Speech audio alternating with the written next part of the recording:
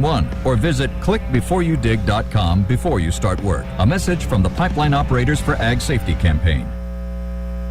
It's a place with ties to one of the best-selling books of all time. We wouldn't be here in this building if it weren't for Ben-Hur. It was built with money from the book. Lou actually preferred to write outside. He had a tree that he wrote under. He put a little platform under it and a rocking chair, and that's where he wrote Ben-Hur, was outside. Larry Paulberg says Lew Wallace loved writing and loved fishing. This building had the best of both worlds. It's a freestanding building. When it was originally designed, he had a moat around it. Part of that was for privacy, and part of that was for convenience of fishing. He could fish off the terrace. In the winter, he'd crank up the furnace and sit in the basement with his fishing poles out the windows and fish. Today, the moat surrounding the library and studio has been drained. Step inside and you'll find one of his other loves. He loved books, and so the walls are surrounded by his bookcases. All the books that we have here are his personal library. There's another feature of the building that stands out to most who visit. It was just a space that he designed. No windows. I think about a man who probably was a boy with attention issues, and windows are a distraction and lead to daydreaming. He didn't have that. If he looked up, he saw his beloved books. Lew received praise from many dignitaries who read Ben-Hur. Perhaps one of the most intriguing for this veteran of the Union forces of the Civil War was the thoughts of the President of the Confederacy. Jefferson Davis read it and was very impressed. And Lew fought in the Civil War, and so I think it appealed to him that Jefferson Davis saw the book as a tale of redemption and reconciliation. The Wallace Study and Library is a unique place to learn about a man with many talents, and perhaps most notably the author of Ben-Hur. Traveling the countryside in Crawfordsville, Indiana, I'm Andrew McCrae. American lamb is in high demand these days. I'm Julie Harker with Healthy Living on Brownfield. Peter Camino with the American Lamb Board says it's easy to get. They found out that the accessibility to get a hold of lamb now, because you can just go to the grocery stores and pick it up in the stores now. And people are trying it. They're finding out it's a good product. It tastes very, very good. It's tender. And if you go into the American Lamb Board website, AmericanLamb.com, there's lots and lots of recipes for different cuts of lamb. The board is doing research on lamb's flavor levels. You'll be able to go into the store and find a medium, bold, or mild, whatever your preference is. You'll be able to pick that lamb off the counter. So that would be like on the label. That would be on the label then, right? Right. Yep, it'd be right there on the label, and you'd be able to. Some people like it mild, some like it bold, so you could pick out whatever flavor of lamb you'd like. He says older lambs have milder flavor. What our probably next step will be is going in and find out what causes that bold flavor in younger lambs. A serving of American lamb is lean, is high in protein, and has several vitamins and minerals essential for good health. I'm Julie Harker with Healthy Living on Brownfield. Hey, it's Mike Rowe, and I've got gas. Natural gas, that is. It comes to me. For real estate and auction, offering 615 plus acres north of Sweet Springs, suitable for cattle and or row crop operation. Go to stewartandkiefer.com or call 417-646-2312. After a month of unseasonal warm and severe weather, Brownfield meteorologist Greg Solier says a more typical yet active and wet winter weather pattern will return to the Midwest in January. We have been spoiled, especially in these northern areas, with the warmth, if you will, but it's back to reality and then some heading through the rest of the wintertime season. He says while the severity of winter storms in the Corn Belt for early 2022 look to be mild, they will be frequent, and farmers across the Midwest should expect to see some form of precipitation every 24 to 36 hours. It's that corridor that we'll just see wave after wave of disturbances to come on through, and as we get this cold air to get a little more firmly ensconced late January into February, then a better propensity for more or less late winter storms to make their way through February out of the central and southern plains up the Ohio. The other boot and hoof is going to drop here across the heartland. Lower production costs and high commodity prices set the stage for a strong ag economy in 2021. Brownfield's Megan Grebner has more as we look back at some of the top stories in ag this year. This is going to go down as one of those really good years for a lot of producers. Ag economist David Widmar, co-founder of Agricultural Economic Insight, says years like this are few and far between. High commodity prices, which kicked off towards the end of 2020, and a fairly low cost structure for our inputs going into the 2020 crop year set us up for some really big profitability.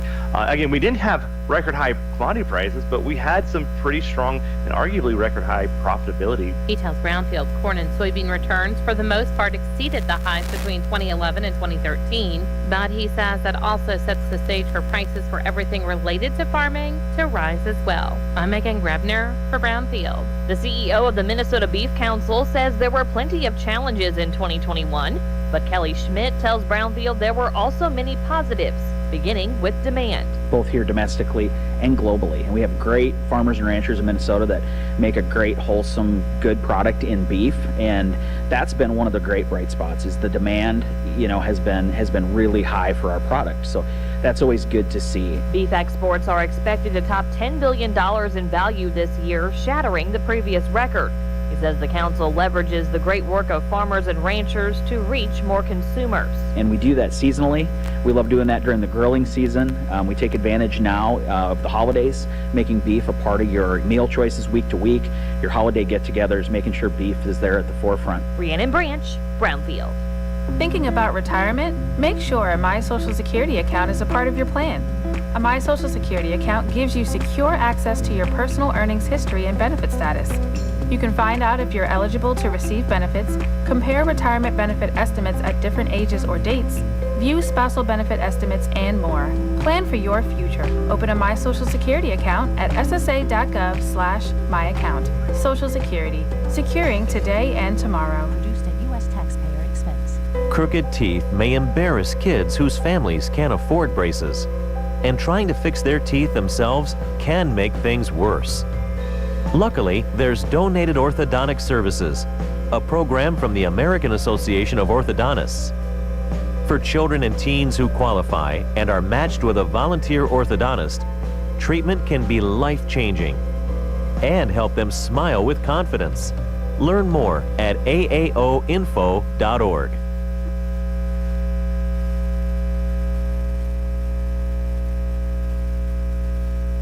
At Social Security, we are always thinking of ways to save you time and make things easier.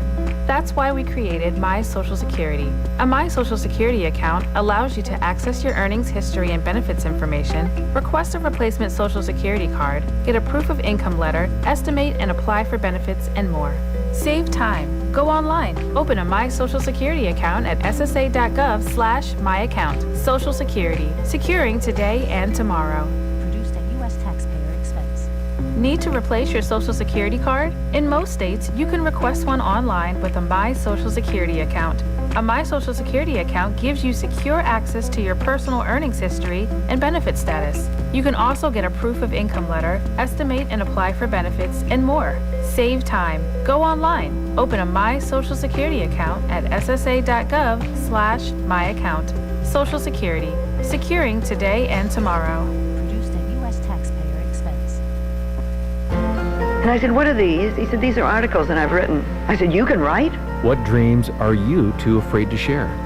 This is Focus on the Family Minute with the late Florence Littauer sharing a lesson she learned from her father's hidden dreams. You see, my mother had always told me your father didn't have any education. You've got to get education so you can do better than your father. My mother had fed me words like that. So when my father said he'd written something, I was dumbfounded. I didn't know my father was very bright. And I looked at him, I said, you wrote these things? He said, yes. I said, why didn't you tell me you could write? It was almost like I deserved to know I had a smart father. Why hadn't he told me before? And I said, why didn't you tell me that? And he said, because your mother always said, because you don't have an education, you shouldn't try to write. In fact, what if you tried and it wasn't any good? We'd all be humiliated. Because you see, my father had a box of broken dreams, things he could have been, if only someone had encouraged him. Hear more from Florence at FamilyMinute.org. Portions of the West Coast mountain ranges and the Intermountain. The OBGYN you choose matters. They will be by your side to guide you through the important stages of life, from puberty to childbirth to menopause and everything in between. Choose healthcare you can trust from the experts at BJC Medical Group, located right here in your community at Missouri Baptist Sullivan Hospital. Visit MissouriBaptistSullivan.org to schedule your appointment with one of our board-certified OBGYNs. Missouri Baptist Sullivan Hospital, your best medicine close to home. This moment in history brings with it the chance to advance yourself while protecting our community. At BJC, you'll belong to a world-class healthcare system that offers tuition reimbursement available your first day, schedule flexibility, and 30,000 remarkable colleagues. You'll feel the unity and opportunity and find strength within. Apply now at bjcopportunity.org. Sign-on bonuses available.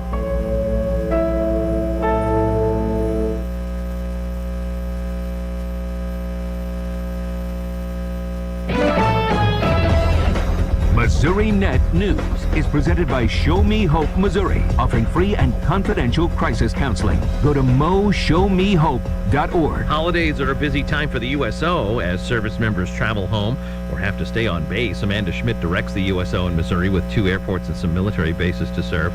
The USO has for decades helped service members call home. That's an older program that is still ran through USO worldwide that gives the opportunity for those that may not have great access to being able to have phone service, whether that means they're overseas or even something as simple as those that are in basic training. Once a new soldier, Marine, Airman, Sailor go into basic, they're not allowed to have their phone for a period of time. So they are able to go into their local USO and check out phones to be able to make phone calls home. A new study confirms that Missouri is still one of the top farming states. The Missouri Department of Agriculture reports that farming, forestry, and related industries contribute nearly $94 billion to the state's economy. More than 1 in every 10 jobs is supported by agriculture. Missouri ranks second in the nation with 95,000 farms, second in hay production, third for beef cows, fourth in rice production, and fifth in the U.S. for goats. Governor Mike Parsons said the results show how impactful agriculture is for families and communities in every corner of the state. Brent Palm, Missouri Nat. Independent police near Kansas City are investigating after a child was shot and killed Friday night. Police responded to a possible drive-by shooting, but it turned out that it wasn't a drive-by and that a 2-year-old victim was handling a gun when it was discharged. That child died from his injuries. Investigators say there was an adult in the home at the time that fled the scene in a car before police arrived. Anyone with information is being asked to call the TIPS hotline. More news online at MissouriNet.com. You are listening to the latest news on Missouri Net. We are Missouri Farm Bureau Insurance, and we're for the people of Missouri, in good times and in bad. We're for Missouri families and Missouri communities. We're for giving back to those communities and lifting people up. And when Missouri weather rips through our state, we're for helping put back the pieces. We're for brighter days and new tomorrows. We are Missouri Farm Bureau Insurance. And if you live in Missouri, we're for you. As a truck driver, I've learned how important road safety is. I know that large trucks need more time and room to stop. That's why I always hang back and follow other vehicles at a safe distance. Everyone can help keep our roads safe. Next time you're driving, try to remember to always give trucks extra space when you merge in front of them. Let's all plan to share the road safely. Learn how at www.sharetheroadsafely.gov.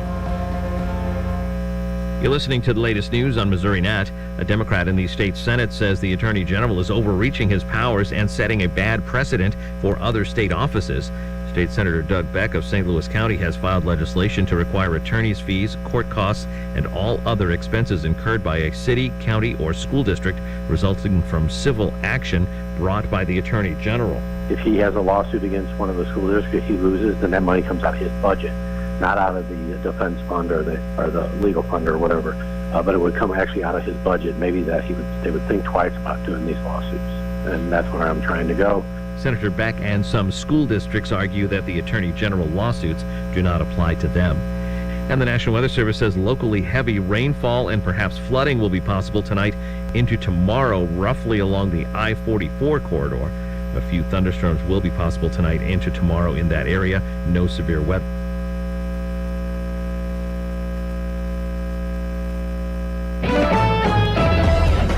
Missouri Net News is presented by Show Me Hope Missouri, offering free and confidential crisis counseling. Go to moshowmehope.org. Holidays are a busy time for the USO as service members travel home or have to stay on base. Amanda Schmidt directs the USO in Missouri with 2 airports and some military bases to serve. The USO has for decades helped service members call home. That's an older program that is still ran through USO worldwide that gives the opportunity for those that may not have great access to being able to have phone service, whether that means they're overseas, or even something as simple as those that are in basic training. Once a new soldier, Marine, Airman, sailor go into basic, they're not allowed to have their phone for a period of time. So they are able to go into their local USO and check out phones to be able to make phone calls home. A new study confirms that Missouri is still one of the top farming states. The Missouri Department of Agriculture reports that farming, forestry, and related industries contribute nearly $94 billion to the state's economy. More than 1 in every 10 jobs is supported by agriculture. Missouri ranks second in the nation with 95,000 farms, second in hay production, third for beef cows, fourth in rice production, and fifth in the U.S. for goats. Governor Mike Parsons said the results show how impactful agriculture is for families and communities in every corner of the state. Brent Palm, Missouri Nat. And Independence police near Kansas City are investigating after a child was shot and killed Friday night. Police responded to a possible drive-by shooting, but it turned out that it wasn't a drive-by and that a 2-year-old victim was handling a gun when it was discharged. That child died from his injuries. Investigators say there was an adult in the home at the time that fled the scene in a car before police arrived. Anyone with information is being asked to call the TIPS hotline. More news online at MissouriNet.com. You are listening to the latest news on Missouri Net. We are Missouri Farm Bureau Insurance, and we're for the people of Missouri, in good times and in bad. We're from Missouri families and Missouri communities. We're for giving back to those communities and lifting people up. And when Missouri weather rips through our state, we're for helping put back the pieces. We're for brighter days and new tomorrows. We are Missouri Farm Bureau Insurance. And if you live in Missouri, we're for you. As a truck driver, I've learned how important road safety is. I know that large trucks need more time and room to stop. That's why I always hang back and follow other vehicles at a safe distance. Everyone can help keep our roads safe. Next time you're driving, try to remember to always give trucks extra space when you merge in front of them. Let's all plan to share the road safely. Learn how at www.sharetheroadsafely.gov. You're listening to the latest news on Missouri Net. A Democrat in the state Senate says the Attorney General is overreaching his powers and setting a bad precedent for other state offices. State Senator Doug Beck of St. Louis County has filed legislation to require attorney's fees, court costs, and all other expenses incurred by a city, county, or school district resulting from civil action brought by the Attorney General. If he has a lawsuit against one of the school districts he loses, then that money comes out of his budget, not out of the defense fund or the legal fund or whatever. But it would come actually out of his budget. Maybe that they would think twice about doing these lawsuits, and that's where I'm trying to go. Senator Beck and some school districts argue that the Attorney General lawsuits do not apply to them. And the National Weather Service says locally heavy rainfall and perhaps flooding will be possible tonight into tomorrow, roughly along the I-44 corridor. A few thunderstorms will be possible tonight into tomorrow in that area. No severe weather. Hello, this is Mike Hoffman, President of Sullivan Bank. The Sullivan Bank's Board of Directors, officers, and employees would like to take this time to say thank you for your business and, more importantly, for your friendship. Throughout the years, Sullivan Bank has grown along with the communities we serve. We are proud to be a part of the community and enjoy being part of your lives. All of us at Sullivan Bank wish you and your family a very happy, healthy holiday season. As a trauma-informed provider, Compass Health Network is equipped to assist you or a loved one struggling with trauma, anxiety, depression, substance use disorder, or other behavioral health conditions. Our providers understand that everyone's life experiences are different and will work with you in person or virtually to develop the most effective plan of care. You are not alone. Call Compass Health Network today at 844-853-8937 or visit compasshealthnetwork.org for more information. A man is facing charges in connection with the death of a 3-year-old boy that occurred in South City in mid-December. Timothy Robinson, 33, is charged with second-degree felony murder and abuse or neglect of a child resulting in death. The charges are connected to the death of a 3-year-old Emmanuel Ware. Police say they received a call on December 10th about a child hit by a car in the 2600 block of Rutger. When authorities arrived, they say Ware was not conscious or breathing, had bruises all over his body, and was being carried by his mother. Ware later died at a hospital. Relatives of Ware later said they believe his mother is connected to his death. Authorities have not said if or how Robinson is connected to Ware. Robinson is already being held in connection with a robbery that took place on December 13th. An accident occurred on December 24th at 3:50 a.m. in Franklin County at 5419 Highway N. Involved in that accident was a 2022 Honda HR-V driven by Lainey C. Casper, female, 24, of Lonedale, Missouri. She was driving and crossed the center line, traveled off the left side of the roadway, struck a tree, and overturned. Injured in that accident was Lainey C. Casper, 24, of Lonedale, who was taken to Mercy Hospital, Washington by St. Clair EMS with moderate injuries. Injured in an accident was Quavon T. Rideout, who was injured in an accident at 4 p.m. in Phelps County on westbound I-44 at the 172-mile marker. Involved in that accident was a 2020 3500 GMC Savannah van driven by Trefnar Rideout, 48, of Flint, Michigan. That accident occurred as the vehicle traveled off the left side of the road and struck the cable barrier. The vehicle returned to the roadway, traveled off the right side, striking the concrete bridge barrier.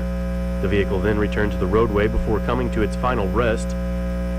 Injured in that accident was Quavon T. Rideout, 19, of Flint, Michigan, who was transported by EMS to Phelps Health with minor injuries.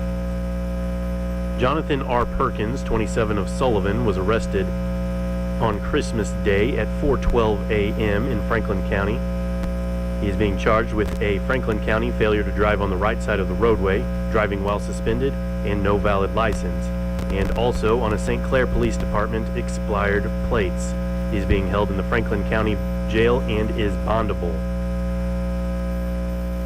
Dustin P. Williams, 35, of St. Clair, was arrested in Franklin County at 2:45 on Christmas Day.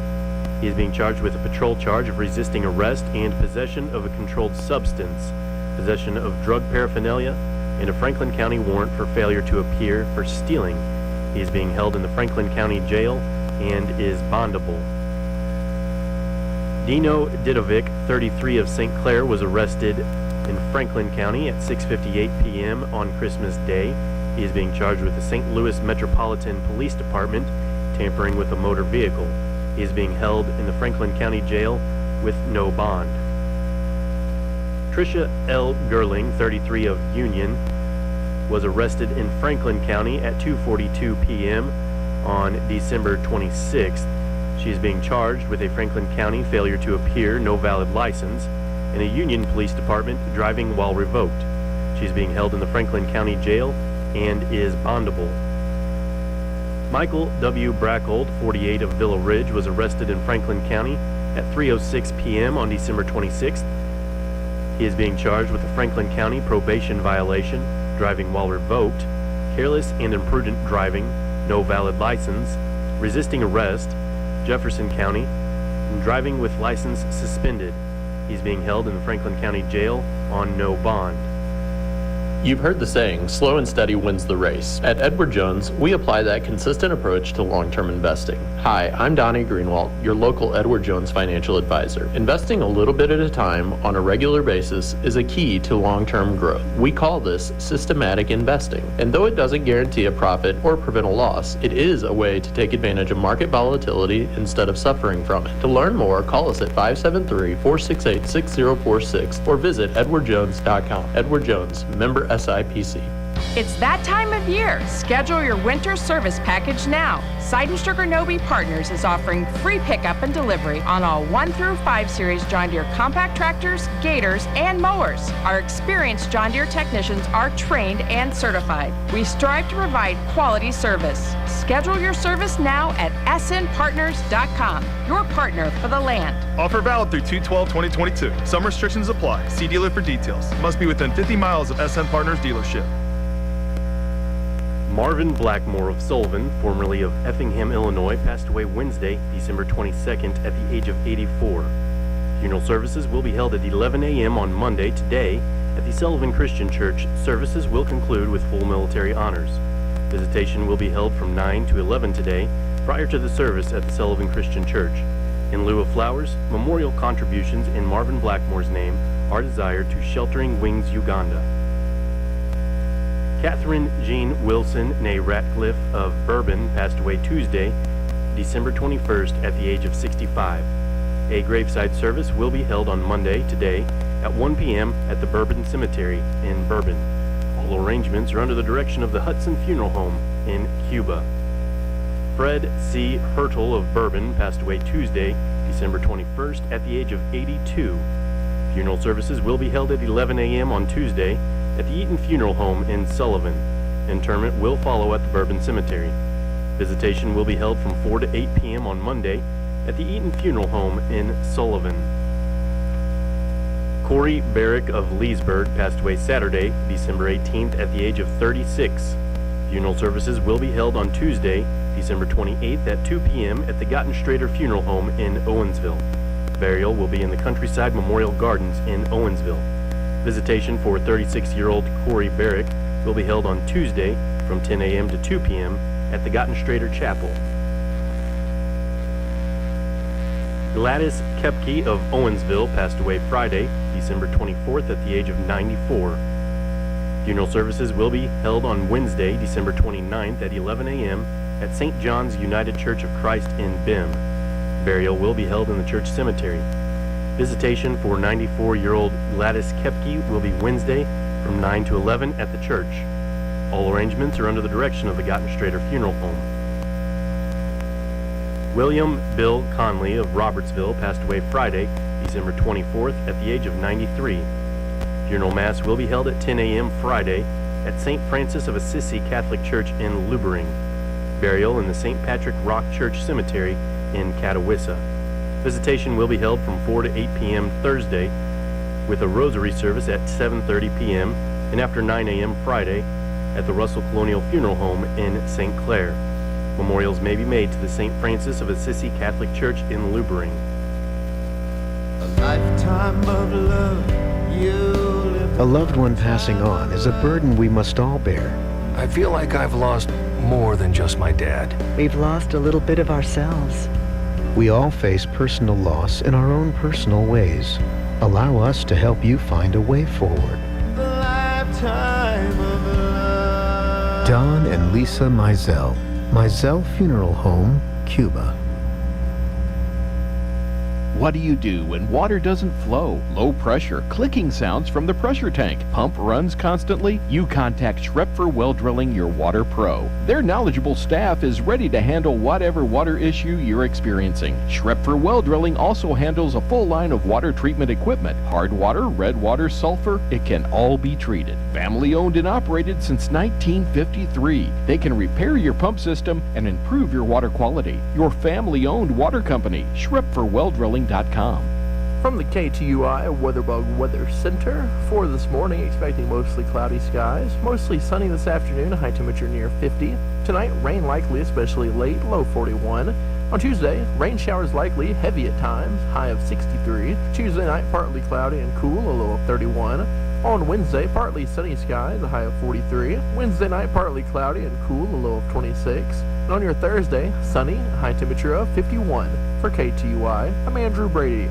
Hi, this is Marissa Heidbrink, Loan Coordinator and Horizons Director with First State Community Bank in Owensville. Do you long for the days when you were part of a club with fun events, lasting friendships, and breathtaking adventures? If you said yes, then your club still exists. Our Horizons Club goes beyond your everyday banking needs. Benefits include ID Protect, discounted safe deposit boxes, access to local events, and travel opportunities. Stop by to see our team and learn how you can join today. First State Community Bank. Success starts here. Member FDIC. Visit us online at fscb.com. Looking at sports on this Monday, the National Hockey League announced that all games scheduled for tonight, including the Blues game against the New Jersey Devils at the Enterprise Center, have now been postponed. A rescheduled date for that game has not yet been announced. The Blues announced on Sunday that 4 players have been added to the NHL's COVID-19 protocols. Robert Bortuzzo, Dakota Joshua, and James Neal all tested positive December 26th, while Ivan Barbashev tested positive on December 23rd. Those 4 players will join Oscar Sundqvist in COVID-19 protocols. Sundqvist has been out since December the 18th. The NHL is emerging from an extended holiday break with taxi squads and other roster revisions, a move made to guard against more disruptions to the season amid more players and coaches going into COVID-19 protocols on Sunday. Each team will be allowed to have a taxi squad of up to 6 players and to make emergency recalls from the minors if COVID-19 absences would cause anyone to play without a full lineup. Taxi squads, which were used during the shortened 2021 season, are set to be in effect until at least the All-Star break in early February. Under the new provisions, any team shy of having 12 forwards, 6 defensemen, and 2 goaltenders available can bring up a player from the American Hockey League without playing a game with fewer than the usual 18 skaters. Emergency recalls can also be made of players with salary cap hits of up to $1 million, an increase from the previous $850,000 limit. Players on the taxi squad will count as being in the minors for cap purposes, and they can be there for a maximum of 20 days. Missouri wide receiver Boo Smith announced on Sunday he is declaring for the NFL draft. He joins center Mike Mandia's Tigers that have declared. And, of course, quarterback Connor Bazelak announced after the Armed Forces Bowl that he was entering the transfer portal. The Missouri men will be kicking off SEC play on the road in Lexington, Kentucky on Wednesday night as they will take on number 18 Wildcats at 6 p.m. Missouri women will start their SEC schedule against top-ranked South Carolina on Thursday at Mizzou Arena. St. Louis University women's basketball announced that its game tomorrow in Peoria, Illinois against Bradley has been canceled and will not be rescheduled. Lady Billikens now set their sights on Line 10 conference play. They will be on the road at George Washington this Saturday and Fordham on Wednesday, January 5th to begin the A10 portion of their schedule. SLU men return to action this Thursday when they take on Massachusetts in the Atlantic 10 conference opener in Amherst, Massachusetts. The Missouri State Bears conclude their 2021-22 non-conference schedule on Thursday when they will host crosstown rival Evangel at 12 noon. The Lady Bears begin Missouri Valley Conference play New Year's Eve when they host Loyola at 2 p.m. Also getting back into action on Thursday will be Southeast Missouri State women. They will be on the road at Murray State at 5 o'clock. Webster University women will host University of Health Sciences and Pharmacy on Thursday afternoon at 3. Wofford College will be on the road at Tulane University on Thursday at 6 p.m. William Woods will be at Central Methodist on Friday at 1 o'clock. Columbia College women will be at home against St. Mary's of Kansas on Friday at 1 o'clock. Westminster men's basketball will be at Washington University in St. Louis Friday at 1 o'clock. The College of the Ozarks women's basketball team will be in the Governor's State New Year's Classic at University Park, Illinois. They will take on Indiana Kokomo on Saturday at 1 and then Governor State Sunday at 1 o'clock. Missouri S&T back in action on Sunday at 1 o'clock at Rockhurst for the women's game, 3 o'clock for the men's game. Lindenwood University women will resume play on Sunday the 2nd. They'll be at Truman State at 1 o'clock. Looking at the local schedule, the Steelville Lady Cardinals are in the Central Park Hills Christmas Tournament beginning today. They will take on Fredericktown at 2:30. Steelville drawing the number 6 seed. A win on today's game would put them playing Wednesday at 2:30. Cuba Lady Wildcats are in the West County Girls Tournament. They will open up play tomorrow as they will take on the winner between Kingston and Jefferson, and that game will be at 12 noon tomorrow at West County High School. Also starting tomorrow is the 2021 Rolla Girls Holiday Tournament. Games begin at 2:30 at Rolla High School at North County and St. Joe Central. At 5:30, Rolla will take on Fox. At Missouri S&T at 4 o'clock, Fatima plays Hazelwood West. At 7 o'clock, it's Truman against Licking. In boys basketball, Steelville Cardinals are in the Central Park Hills Boys Tournament, the 66th Bob Sechrist Junior Tournament. Steelville with the number 8 seed will take on number 9 Potosi, and that'll be a 5:30 start this afternoon. Coming up on Tuesday, Bismarck will be at Cuba, JV and Varsity at 5:30. On Thursday, Herman will be at South Callaway at 5 o'clock and Valley of Caledonia and Bourbon for a makeup game. It'll be a 4:30 start on Thursday. And in the Rolla Boys Tournament coming up on Tuesday at 2:30, Missouri S&T, Carthage plays Lincoln Prep. At 5:30, it's Warrensburg and Hannibal. At Rolla High School at 4 o'clock on Tuesday, Waynesville plays Hazelwood West. And Rolla Boys against the St. Pius X at 7 o'clock on Tuesday at Rolla High School. In wrestling, Pacific and Washington boys teams will be in the Don Furman Varsity Boys Duels at Hillsboro on Wednesday starting at 9 a.m. On Wednesday and Thursday, St. Clair boys are in the Granite City Boys Tournament, and the St. Clair and Washington girls will be in the Battle Girls Tournament on Wednesday and Thursday. No Blues game tonight, so that's your look at sports on this Monday. This is Bobby D. And on Wheel of Fortune recently. Good morning, Mike. Yes. This is Robert Scott filling in for Sam Scott, and I got Mike sitting here across the table from me. And I'm trying to figure out all the controls here. Morning, Robert. Second, I get us on YouTube. Incorrect answer, and the correct answer And was like, nope, technicality. there we are. We can see you now. People who There you go. We'll get this together here in a minute. I guess we're on. Are we on? I guess we are. Yeah, I guess we're on. Are we on? Yep, Yeah. I can hear you. Okay, good. Well, good morning, everybody. I guess it's got the boss in here, man. I'll tell you what, that's kind of neat when you get the boss in here to do the I guess do the so. show. I don't know if it's neat or not. Well, yeah, sure it is. We're supposed to have Sarah Newbanks coming in this morning at 7:30, so she may be on her way. We're a few minutes early, which is normally it's unusual for a morning show for us to be running early. Yeah. Normally we're running late. Well, I think it's because it's you and I. We're getting things going early here. And It's because we're not doing much. How about that? I never do much. So I how just stay on this side of the table. How was your weekend? It was good. Weekend was good. The holiday was fantastic. I had a lot of good time. It actually started with us last Tuesday, and it went all the way through yesterday. Yeah. And then. So how many family Christmases did you have? Well, we had one family Christmas, one bonus Christmas, what we call bonus Christmas. Yeah. And then had a Christmas lunch with your mom and dad and grandma and grandpa. So. Okay. We had a good time. I think we had 2 Christmases on Christmas Eve.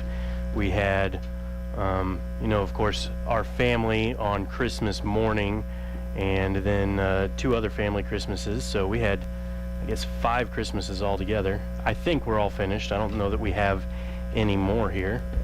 And here's Sarah with us now. Hi, Sarah. Hello. We're winging this here today, so bear with you. You're our first victim, I will say. I'm not going to say our first guest, our first victim. Welcome to the studio. First time you've been in here, isn't it? It is. First time I've been over here. Yeah. Kind of neat, isn't it? It is. I like it. We got Robert's tax office is through that door there. We can't go through. There's a force field who won't let us go through there, but. He's got some kind of tight security. You can't get over there. Yeah, it's called a door. Very large, very heavy door. How's things down at Frank's? Let me put this first. This is Sarah Newbanks, the general manager, part owner of Frank's. How about that? No, it's not right, but that's okay. What is it? What is it? Tell us what it is. I am technically the marketing director, but I wear a lot of different hats too. I help plan ads and events, things like that. I do some of the administrative stuff in the office. I help the stores when they need help. Whatever's needed, I guess. I know. I've seen you order. I've seen you putting up produce. I've seen you working dairy. Yes. I've seen you doing a lot of things. And you're talking about wearing a lot of hats. You are marketing director for Frank's. Mm-hmm. You are on the board for the chamber. Yes. And you are, I don't know what position it is, the Downtown Partnership. President of Downtown Partnership. Yes. Wow. Yes. I'm also secretary of Sullivan Rotary Club. And she has a son. And I have a son. Holy cow. And a full-time job besides. Yes. How do you do all that? I don't get bored. No, I guess not. Let's talk about Frank's for a second. You guys have been down there since, 63, since before you were born? Yes. But Mom and Dad bought it, Yes. and they've been running it now for how long? My grandpa was one of the original owners when it first started in the 60s, and my parents bought it from him, within the last decade. Maybe before that. I don't know, time flies. I'm trying to remember when your mom and dad bought that. I know that, but I can't remember. They were both part of it before they bought it, so I don't know the exact time. But And yeah. your mom really runs it, and your dad does what he's told. Depends on who you ask, on what everybody does. Yeah.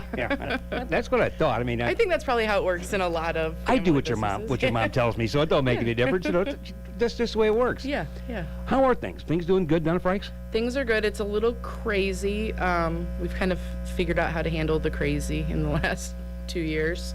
It's tough getting product in, tough finding help. It's kind of the same as everybody else. That's where I was going to go next. Yeah. There's, I spent 48 years in the grocery business, which you know, so I know the business well.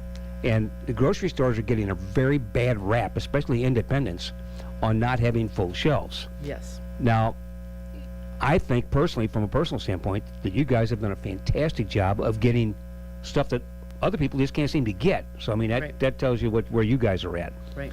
But how difficult is it, and is it better than it was? It's better than it was in some senses.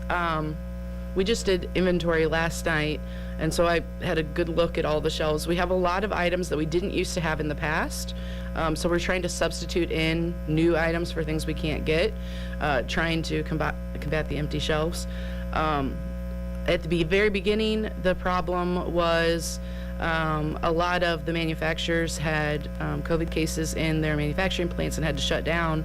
And if they're shut down for 3 days, it's going to take them 5 weeks to make up that difference. People don't realize how long it takes for them to build up that stock again. So they were constantly, working behind and struggling to catch up. And then as that part kind of slowed down, then there was issues with packaging and not being able to get either glass or aluminum, or, it changes from week to week what they couldn't get. And now a lot of the issues that we have in getting things is either labor shortages at the manufacturing and distribution centers, or the delivery aspect of it. They can't get it to us. They can't either get the packaging to their facility, or they can't get it to us. So there's the problem, the reason we haven't been able to get stuff has changed, but we're trying to combat it as best we can. Well, the cost of fuel, I know that adds into the cost of actually you guys doing business as well. Right. But it goes into everything, and the cost of fuel also hurts in you getting deliveries, doesn't it?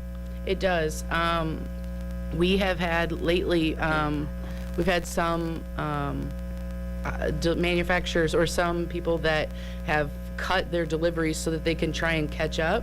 So they've put a pause on all of their shipments, and so that makes it harder too, just trying to catch up from those. Does the direct store delivery portion of it, is that such as your soft drinks and your chips and cookies and things of that nature, has that also been affected by that, because they can't get it, so you can't get it type thing also? Yes. We've had issues with, they're a little better than some of the others, but they also have struggles with the fuel and the delivery fees and that sort of thing. Frito had an issue where they weren't manufacturing for a while, and so they are still playing catch up even now, trying to get back from that. Do you personally think this is ever going to get back to the way it used to be, where the pipeline's going to be 100% full again? Do you think it's just going to take a long time to do it? It's just going to take a really long time to do it. We've got multiple companies that right now are saying it's going to be at least March before they're back to full capacity at running. Even all of their items that they are making, they just stopped making a lot of them. A lot of them who normally have 14 flavors cut it down to the top 5, and they're just not even making the others.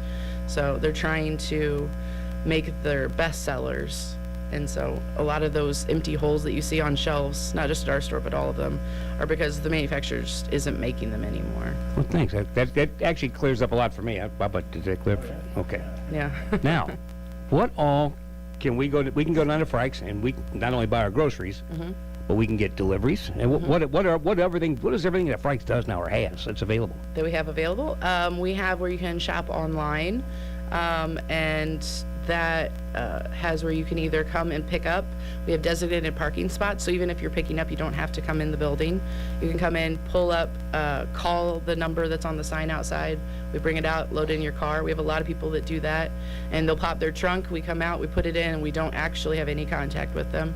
Then we also have a lot of people who get delivery as well. We'll bring it right to your house. You can get Rug Doctor, or you can get, what else can you get? I mean, you can almost get everything in the world out there. Just go to Frank's, your one-stop shop for everything. Yeah, we have Rug Doctor, we have money orders, we have stamps, we have whatever you need. If you can't make it to the post office, we got stamps. There you go. Yeah. So for your delivery and your pickup, what is the minimum order for that? It's only $35 minimum. Okay. And that's not too hard to get to. No, it's not. And then the fee is based on whether it's pickup or delivery, and then delivery is based on how far away you are. Gotcha. Okay. So the further away you live, we go up to 8 miles. So the further I'm you within are. 8 miles. Yeah, that was my next question too, so you did good. Yeah. I'll start having to get delivery to my house. We did that actually, and I'll say this, she's sitting right next to me, and for the sake of everybody knows, I shop there. I'm friends with the family, so, but still. In December last year, when Kathy and I got sick, we had never done the online shopping thing before. We didn't have any idea. I was always concerned about the meat, having to pick out meat, because, the guy that does the meat down there, I don't know about him at all. Rich is about as good a butcher as there is. Anyway, we used the pickup delivery system, and a person, Nick Kane, came and got it for us and brought it to us. And it went flawlessly. I mean, it was, and that was back when product was hard to get. Right. But I was impressed with the way the whole system worked. Yeah, I work at the store, and I'll be honest, I use it quite a lot. When do you have time? You don't have bad. time. But it's nice to be able to add stuff to your cart slowly as you think of it. I will think of a recipe that I want to make, so I'll add the items to my cart. I can leave them in my cart, come back to it later that day. I can sit, on the couch at 11 o'clock at night and start adding stuff. So it's really nice. There's recipes on there, so you can look at the recipes and add the ingredients to your cart, save the recipe. That's good. Well, Yeah. Kathy does it. I honestly have to give credit to her, because I didn't have a clue. Yeah. You were talking about the meat selection. I've noticed the meat selection there is a whole lot nicer than other places. Just the way a steak looks and cooks is just so much better there from Frike's than other places. So I think it's the difference in having a real butcher, a trained butcher, on the staff every single day that's cutting, and it's not at some facility and they get sent to the store later. I was going to say, you buy from other places, you have no idea how old that steak is, how long it's been in that wrapping. Or if you want a specific cut, you can go and the person's trained and is going to be able to cut it however you want. That's always nice, too. Just don't turn your head up like Eddie if he's got a knife in his hand. Oh, no, that's only for me. That's only for me. That's just you. That's just me. Yeah. What else is going on there? Anything you want to tell us about Frike's? We've got a loyalty program that we've been doing for a while. It works if you're shopping online or in stores. You get points for the dollar amount that you spend in the store. And then there are items where you can get bonus points. You can use those points to redeem to get free items. There are special discounts on certain items that are only for rewards card members. There are digital coupons that you can use if you clip them to your account, you save them to your account. Then when you shop online or in the store, it automatically goes. So instead of going through the newspaper, cutting out coupons, you save it on your card. Then when you swipe your card, it automatically comes off anytime you buy that item. Okay, so there's an actual card you get. You can get the actual card if you don't want to keep track of an actual card, which is what a lot of people don't want to have to do. You can just use your phone number at the register. Okay, that's what I was going to say. That's what Kathy does, is they always ask her, you're a reward member, and she said yes. Yeah. And everything's on her phone number, so it doesn't make any difference. You just have to remember her phone number, and that's easy. Yeah. Anything else from Frike's? We're going to move on to your next ordeal. I think that's all from Frike's. I brought an ad with me. You got your ad. That's the one that starts today? This one starts on Wednesday. Starts on Wednesday. This is all the New Year's savings. Now, that's available at the store, only at the store? The ad itself, the actual print ad? It's on our Facebook page. It'll be on our website starting on Wednesday, and then it's also printed in the store. That's why I get it all the time. If I don't get it down to get it from you, which I'm supposed to do, and I don't always do it, then I just go on the website and we print it off the website. Right. Yes. But we'll take that from you. We'll talk about that Thursday and Friday when we're in here. Okay. Let's go to Downtown Partnership. Yes. And let me give you... This is supposed to be an interview. You're supposed to be talking, not me. But anyway, something I noticed about downtown. Okay. I mean, I'm pretty wild about getting downtown going again. But the windows for Christmas. Yes. The window, and I mentioned this to Lori Price when I saw her. The window shop, windows, and walked by the windows down there, and that reminded me, granted on a lot smaller scale, but of when I was a kid and we would go downtown St. Louis and see the windows, except stuff wasn't animated down there. Right. But everybody decorated their windows. It was all a holiday theme. Right. It was just really pretty down there. Yes. Everybody did a really good job. So what's coming up with the Downtown Partnership? We haven't met yet since Christmas because everybody has been very busy. A lot of the businesses downtown, as you know, are run by the owners. They do it themselves. So they all stay very, very busy. So sometimes meeting during those busy times is difficult. We just finished our cookie walk that we did earlier this month. That went really well. We had where people could buy a box and then go from business to business. Each business had a different cookie and you filled up a box. And that went well. But we've got several ideas churning on what we want to do, but we don't have anything set in stone yet on our schedule for downtown. Okay. Yeah. the members of the downtown partnership are the officers, I guess I should say. Everybody downtown's a member, okay, pretty much? Pretty much, yes. Yeah. But the officers of the downtown partnership are whom? Myself, Lori Price, Carter West, who is from the Gray Wall. Right. We've got, we all basically chip in. Everybody steps in. There's technically board members or officers, but everybody pulls their weight. Everybody is very good about helping on everything. So. Is there anything a downtown partnership wants everybody to do or to know other than shop local, stay local, that kind of thing, which we always stress? Shop local. Yeah, that leads us right into the chamber, your chamber deal. Now, this is your first year as a chamber board member, correct? Okay. Yes. So before then, you were just like me. You just kind of went in, we ate, we listened, and then we took off. Yes. But now you got to work. In fact, I saw you and your dad. They were.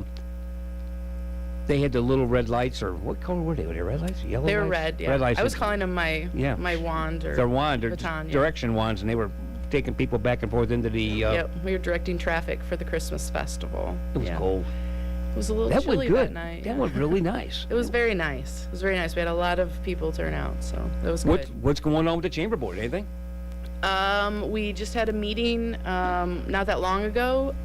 One interesting fact that our chamber director mentioned was that all through COVID, we have not had a single business in Sullivan close because of COVID. So I think there's a lot of communities that can't say that. So that's something worth noting. I think was pretty interesting. We're looking to do several new events this year. I don't know how deep we are in the planning, so I don't know if I'm supposed to be saying what they are. Right, but, I understand that. But we've got all of our normal events. We've got the Home and Garden Show, the Bridal Show coming up. Now, the Home and Garden Show, that's usually in March. Yes. Okay. Yeah, because we broadcast over there from the Home and Garden Show. Yep. In fact, we have the new incoming president will be in here Thursday. Okay, So perfect. Keisha will be in here Thursday. But she's another one with that wears many hats. you know, She's busier than me, too for many sure. probably. well, I think it's amazing to me that, I've not lived here all my life. I've only been here since '92. But it's amazing to me that you see the same people that are at every event or taking care of the different things that the city needs to be taken care of, excluding, of course, the city people. The city hall people, Right. the mayor and the board and things like that. But I'm not going to sit here and name names because I'd forget somebody and embarrass somebody, and I don't want to do that. But it's amazing to me that the number of people, but I will mention you since you're sitting here especially, that do so much to keep the city alive, and especially this downtown area. Right. The downtown area is something that to me we should be proud of. Right. And try and bring back, and it's amazing how many shops are starting to come back. Things are starting to brew, starting to get going again. You had different stuff during the week and the weekends, different weekend, once a month weekend stuff during the summer. Yes, we had like an outdoor market area during the summer once a month, where we had vendors set up and we had things going on in different shops so that people could come down and make it a destination and hit all of the stops. That worked out pretty good, didn't it? It did. Is that something you're looking to continue, but only in the nicer weather months? I think so, yeah. That was where we were not sure what we wanted to do for colder weather, just because there's not one particular storefront that has enough space to have a larger scale event going on, so the outside events work out a lot better for downtown. Okay, well, yeah. Anything else going on? Mom and Dad, they're all doing good? Everybody's doing good. Son's doing good. He's listening to Mom on the radio right now, probably. If he's awake. I was going to say, or in bed. Yeah. He spent the night with Grandma and Grandpa. Oh, so, did he really? yeah. Oh, so you can get up and come in here. Yeah. Oh, okay. All right. Well, we're sure glad you came in. Yeah. Any, what else you got on there? You got some other stuff? Rotary's having a pancake supper on Friday, January 7th. Forgot about Rotary. You're in Rotary, too. I forgot about Rotary. Holy cow. So I don't know the year on this, but this is a long tradition of having the pancake supper. So we're excited to. Didn't have it last year, did we? I remember going to the pancake supper when I was 5 years old. Easy now. Yeah. Easy now. Yeah, I remember too. In fact, that was kind of like a social event as well. Right. It really was. Right. Especially right before the football game and everything. Yes. And when's it going to be this time? It is Friday, January 7th. So we switched several years ago from during the football game to during the basketball game. Right. Because people are already inside the building. They're not having to come to the other side. And It's a great idea. so this one is during the game against Rockwood Summit because there are 3 games that night. So we start serving about 4:15 and then go until right after the varsity game starts. What's the cost? It costs for 12 and under is $5. For adults is $8, and that includes admission to the game. Oh, okay. So if you're already going to the game, I think the admission to the game is $3. So you're only really paying $5. And the Rotary uses this money. This goes towards various community projects and our local scholarships. There you go. that we Okay, do. well, that's a good deal. So we need to get out and support that. Like, that's always been a big event every year. So Yes. we missed it last year. We did. We've had a couple years where we've had to miss or we did something else in place of it. But anytime we try to do something new, everybody wants the pancake supper back again. So Pancakes, sausage, coffee. Oh, yeah. Milk. I'm trying to think of everything that was there. I'll have to take my son. One of his favorite meals is pancakes. Oh, is it really? Oh, pancakes and syrup. I think he likes the syrup more than the pancakes. Probably. Sugary. Why Well, there's not? something about carrying that cafeteria tray. Yeah. You know, it's just exciting. You're coming in at school at night. This isn't the time we're supposed to have trays. And, the kids get excited, adults get excited. Yeah, nothing excites me like carrying a tray to school. I'll tell you that right now. Sitting at the Yeah. cafeteria I table. carried trays to school, then I carried trays in service, now I'm carrying trays to school again. Now there's something wrong with I it. thought you were going to say you carried trays in prison. And Well, no, not yet. I Okay. haven't made that one yet. Hopefully I don't. So, anyway, really do appreciate you coming in. We were going to try and hold you for a full half hour, but we're running out of things to say unless you want to stay Yeah. and shoot the breeze with us. You got some more I stuff. don't Bring it know. up. I'm trying to see what else I she's brought got with more me. stuff. More stuff. Talking. No. No, I just brought some papers with me that were about some of the items that we have trouble getting at Good. the store. And Talk things about like them. that. Talk about them. Yeah, absolutely. So I know one thing that everybody, I'm sure, notices is price changes as well. Right. So I know that's not something that people really want to It is what it is. talk about, but you know what? Price changes are going around everywhere, not I mean, just in the things grocery just business. get more expensive. So with you got inflation going up, and then with having more expensive delivery fees for everything, because the fuel costs and labor shortages, they're paying more at facilities either because of increased minimum wage or just to get people in the door. Then we've got increases at our end too, so naturally everything just goes up. What do you have in the way of specific items you said? I do have some specific items. We've got some higher prices on some of the meat products just because it's not like they can just magically make more cows. That just takes time. And so when there's a little bit of a shortage or a higher demand, the price just goes up. So I'm sure people have noticed a higher price on beef lately. That's something that's hopefully going to come down soon, but not to where it was before. It's probably going to stay higher. It never did. Nothing ever comes back to where it was. No, of course I not. paid $19.9 for gas. I don't think I'm ever going to see that again. Yeah. Well, your groceries, you get your groceries to a grocery wholesaler. We do, yes. And that wholesaler basically sets your pricing for you based on a certain profit margin that you need to have to be successful. Correct. Okay? So when you get your prices, that is what you're having to make up the difference from what AWG, well, that's who you get your groceries from, to AWG is charging you. Correct. So, I mean, it's nothing that you can really control. No. And a lot of manufacturers, and they've sent out notifications to us to let us know what's going on, but a lot of them have held off on price increases for so long because they don't want to raise their price. And then they get to a point where they just can't keep going because their costs are going up. Right. And so they have to raise them. And unfortunately, a lot of them have all kind of hit at the same time where they've all gotten to a point where they've just kind of called it, we can't maintain this level anymore, and they've had to go up. The cost of raw materials has gone up tremendously over the Yes. years. But I think that, in just my opinion, it's just the cost of fuel has pretty much pushed everybody over the edge of what the cost of fuel is. Right. For delivery purposes. I mean, they've got to get raw materials in.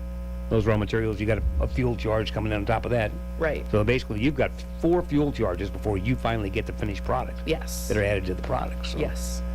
So any other items that are out there that are having issues? A lot of things that are in glass containers, and it's not necessarily because of the product, but it's the container itself. So pickles, some of the glass sodas, those kinds of things, they have the product, but they don't have a jar to put it in. Back at the beginning of COVID, we had spices because they couldn't get the lids. So sometimes it's just the silliest little thing. But, I mean, you need that, and it's stuff that you don't really think about, but then when they say it, you're like, yeah, that's important. So, You don't understand. From a regular person on the street that just goes in and buys groceries, we don't understand that. I mean, nobody understands it. They don't know about it. Right. It's just, for their case, that you're not getting stuff in. Right. And a lot of the manufacturers, we had notifications from like Smithfield and some of the lunch meat and hot dog people. They had to social distance in their manufacturing facility, and so they had to reduce the number of items going through their line because everybody had to be so far apart. They couldn't have as many people working. So Never thought about that at all. yeah, so they were producing less. There was a higher demand back when all this started. That was something, especially when people had kids at home. But we couldn't keep up with it. So they were constantly running out. A lot of our warehouse that we get, which you mentioned, AWG, and some others have put allocations, which is basically where they limit how much we can get of a certain product. So we might say we need 3 cases of this item, and they say, well, that's great, but you can only get 2. So we can't order the full volume that we need, even if they had it, because they're trying to make sure that everybody can get some. So that's another challenge that we've faced. We have allocations on specific items and then store-wide. So they're having issues with labor just like everybody else, and so we've been limited on how much we can get every delivery total for the whole store. So we have to go through while we're ordering and keep track of how much we've ordered, and we have to stop at a certain point, and we're usually not done. So that's leading to part of the holes as well, and we're doing the best we can and trying to find new sources to get stuff so that we can fill up the shelves, but that's been a challenge. Do you still get the same number of deliveries per week as you used to get? We get deliveries from our main wholesaler 2 days a week, and then some of our outside vendors deliver more or less frequently. Right. Yeah. I didn't know if your wholesaler had cut your deliveries down or if you were able to still get. We still get the same number of deliveries, but the number of pieces we can get on that delivery has changed. Yeah. Mm-hmm. You're talking about labor. What's your labor status? Are you full, or do you need people, or? I mean, we always need people. Right. I think that's everybody. That's across the board. My son jokes whenever we drive and we see a now hiring. He goes, "Why do they do that? Everybody's hiring. Yes. Why did they spend the money on the sign?" Nationwide, everybody's hiring. So do you have specific areas you're needing help with down there? If people are listening, need a job? With the holidays past, we're going to slow down a little bit, so we're probably okay for a while. Okay. But as soon as I say that, that's not going to be busy. true. So, yeah. But we're always looking for people. We've got some kids who are in school and end up going back. We've got turnover just like anybody else. So we're always looking to have new applications in case an opening is available, or if somebody's just a great fit and we want them to join. Applications there at the store? We have applications at the store and on our website as well. Are there specific, do you have to have job responsible, or certain job areas, locations, divisions of the store that you need certain help in? And do you have to have? The most frequent ones that we hire for are cashier and deli. We don't have a ton of people in the others, and they're pretty much set. You haven't scared away the meat department yet. They're still there. Yeah. So yeah. Produce is still there, grocery, Thank you, all Rich. those guys say. Yeah. Yeah, the rest of our departments are mostly comprised of people who've been with us for a really long time. I was going to say, most of the people stock on the shelves, and Yeah. Most of them have been there forever, as long as I can remember. Right. Yep. Yeah. We've got Megan in the grocery, and she started there about the same time I did, a long time ago. Yep. We've got Jody, who's been there forever. And then Nita's over in Frozen. She's been there for a really long time too. And Charlie does just about everything now, doesn't he? Charlie can basically go anywhere and help. I've known him for a long time. He used to work at a store at Bourbon. Yes. When I first met him. Yes. Well, we appreciate you coming in here this morning. Really informative, enlightening. Thanks. See if I can find one more hat to put on here. I got no room to put down what she does on here. You have to stop by more often. Yeah. And store's always open. Okay. Anytime you want to come in, you want to tell us about something or fill us in about something, just give me a holler. Okay. And door's always open. We'll get you in here and we can talk about it and Okay. razz you and aggravate you and ask you bad questions and stuff like that. That works. Tell hi to Mom and Dad and thanks, Sarah. I will. Thanks. All right, well, thank you. That is Sarah Newbanks from Frykes Market, from Sullivan Rotary, Downtown Business Partnership, Chamber of Commerce. Did I get everything? I think that was. Oh, and a mom. And my mom, yeah, and daughter. Yeah. Everything. She does it all. All right, well, thank you. Thanks. All right, Mike, I guess we got to get some ads in here. We've got Midstate Paving for all your paving, chip sealing, site work, drainage stripping, seal coating, septic service, grading, lake dredging, and repair. Call Jim at Midstate Paving. The phone number is 573-627-2039. That's Jim at Midstate Paving. Yeah, we were just talking about the secret kitchen. Yeah, she's part of the downtown Part of partnership. downtown partnership. She's Part of the Chamber of Commerce as well. She is. Yeah, she's part of everything. She might be part of Rotary too. I don't even know. No, not yet. Not yet. Sarah says no, not yet. We'll get her into that one too. Anyway, we're talking about Lori Price down at the Secret Kitchen. Yeah. I was down there Christmas Eve. She was open, doing her thing. Beautiful store, nice place, nice people. She's got all kinds of stuff in her. Your dad always likes to talk about the. I can't think what. It's a dip that she uses, but I can't think of the name of it now. But anyway, they've got everything. Kathy bought some willow something, but it was cheesecake. Oh yeah, white chocolate cherry cheesecake. Can't go wrong with cheesecake. Stuff is phenomenal. But if you go in to see her, she's got all kinds of different kitchen items and kitchen things, stuff for the home, all these different kinds of foods and wines, and she's also got another little deal coming up here shortly. She's going to talk to us about Wednesday that she's going to be involved in. But anyway, go down and check in with Lori Price. She's down at number 10 West Main, right there across from the old MFA building, now called the Gray Wall. And tell her you heard it here and you want to say hi. All right. Well, we've got an ad here from Schmidt Auto. Here, Nicholas.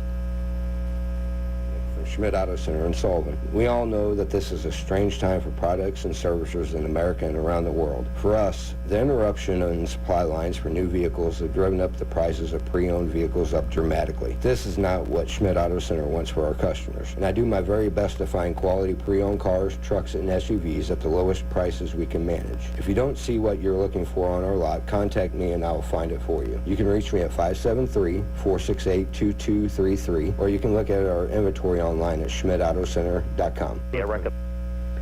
All right, thank you, Nick. Well, Mike, we've got about a minute left. You got anything else? Almost made it through the first half hour. Almost made it through the first half hour without having to really say anything. Yeah. Thanks, Sarah. She let us off the hook. Yeah. We're so grateful. Yeah. Well, I've got some birthdays here, if I can find them. Yeah, we didn't print that sheet. Yeah, we didn't print it off. I thought you were going to talk to Sarah the whole hour. Well, I had plans on it, but I didn't. I ran out of gas. All right. Oh, that's right. She's a Cub Scout, too. I forgot about that. She's a Cub Scout? Goodness gracious. We only got about 30 seconds. Well, I'm not... Yeah, it's not going to pull up. Go ahead. There. Well, Saturday, January 8th, the Sullivan Cub Scouts are having their Pinewood Derby. Ooh, yeah. Race the cars. Right. I got to do that one time. Yeah. I didn't do too well, but I got to do it. Making the car is the You're best a wealth part. of knowledge. Yeah. So did you build a Pinewood car? Did I? No. No, okay. No. Did you ever build one, Mike? My dad did. Your dad did? I suppose. And you raced it? Yeah, I suppose. All right. Well, once again, thank you, Sarah. This is AM 1560, 94.1 FM. You can hear us on TuneIn, and you can get us on YouTube Live. We will be back here in about a half an hour. The Pacific Northwest forcing some highways in Northern California and Nevada to close, with travel warnings issued in the Sierra Nevada mountains. More than 6,000 flights worldwide have been canceled over the three-day Christmas weekend as airlines continue to contend with Omicron policies that are in place, creating staff shortages. A conflation of events. That's how Dr. Fauci on ABC News describes the latest COVID-19 test kit shortages in America. The situation where you have such a high demand, a conflation of events, Omicron stirring people to get appropriately concerned and wanting to get tested, as well as the fact of the run-on tests during the holiday season. We've obviously got to do better. I mean, I think things will improve greatly as we get into January, but that doesn't help us today and tomorrow. USA Radio News. Here's a great thing to consider doing right now before the end of the year. Call Medishare and find out just how much you would save by switching to Medishare, the affordable alternative to health insurance. When you call, you'll get some good news and probably be very happily surprised, too. The typical family saves $500 a month, but you might save even more. It's so worth it to at least find out, and you'll see why more than 400,000 people are already members. Medishare is a Christian community that's shared more than $4 billion in each other's healthcare costs. It really is remarkable, and they're very easy to talk to. And here's the thing, if you join before the end of the year, they'll waive your new membership. That's another $170 you'll save. I'll give you the number here in a second. The call, and you'll get a price within 2 minutes. And again, the deadline is December 31st, so call now. You'll save even more. Call 833-34-BIBLE. That's 833-34-BIBLE. 833-34-BIBLE.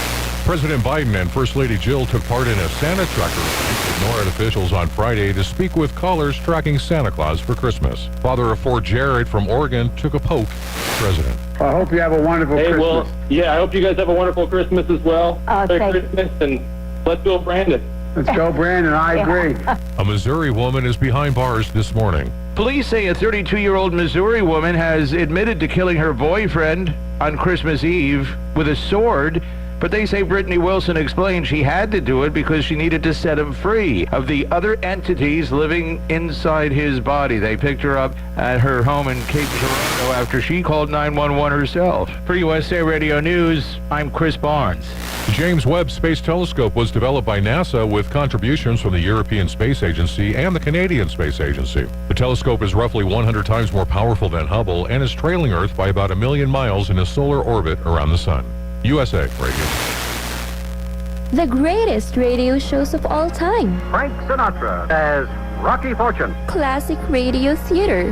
Matt Dillon, United States Marshal. The story of Dr. Kildare. The Pepsodent Show, starring Bob Hope. The greatest radio shows of all time. Classic radio theater with Wyatt Cox. On this radio station or wherever podcasts are served, just by searching for Classic Radio Theater with Wyatt Cox. That's Classic Radio Theater with Wyatt Cox. National Basketball Association player Enes Kanter Freedom was on Fox News Sunday describing what it's like to become an American citizen. I remember first time coming here in 2009, my dream to become a part of this great nation because, this country has, freedom of speech, freedom of religion, freedom of expression, freedom of press. And, the reason I wanted to make that word part of me and carry it everywhere I go. First, I wanted to educate our young generation because, there are so many problems are happening all over the world, but I wanted all the kids out there to research what freedom means, So that word is just world to me. I'm just going to tell you this. I'm coming from a country, where when you criticize your government, your family will be in jail and tortured. When you criticize the government, your passport will be revoked and your name will be on an Interpol list. They're going to call you international criminal. They're going to call you a terrorist. So more often, I sit down with my friends, with my teammates, and with my, colleagues and talk about how blessed and how lucky we are to be in this situation. And obviously, America have our own problems, but people should feel really blessed to be in this situation because we have checks and balances. So that's why I'm like, this is great. Mr. Freedom plays center for the Boston Celtics. I'm Lance Pry, USA Radio News. I heard the call to serve, so I answered. The OBGYN you choose matters. They will be by your side to guide you through the important stages of life, from puberty to childbirth to menopause and everything in between. Choose healthcare you can trust from the experts at BJC Medical Group, located right here in your community at Missouri Baptist Sullivan Hospital. Visit MissouriBaptistSullivan.org to schedule your appointment with one of our board-certified OBGYNs. Missouri Baptist Sullivan Hospital, your best medicine close to home. This moment in history brings with it the chance to advance yourself while protecting our community. At BJC, you'll belong to a world-class healthcare system that offers tuition reimbursement available your first day, schedule flexibility, and 30,000 remarkable colleagues. You'll feel the unity and opportunity and find strength within. Apply now at bjcopportunity.org. Sign-on bonuses available.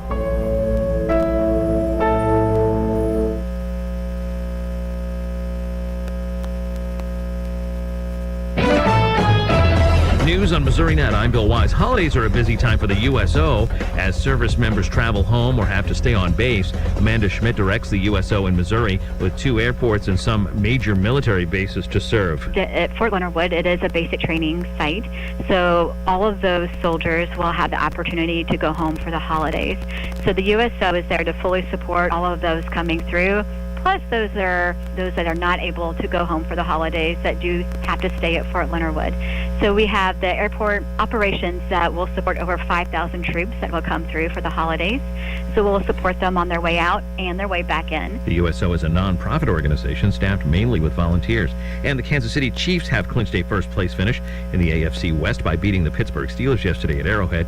The Chiefs' record now 11-4 after the 36-10 victory. Next up, the Chiefs head to Cincinnati to face the Bengals next Sunday. This is news on Missouri Net. Missouri Immunization Coalition reminds you that now is the time to protect yourself, your family, and your community against the flu by getting a flu vaccine. Dr. Leandris LeBird with the CDC explains.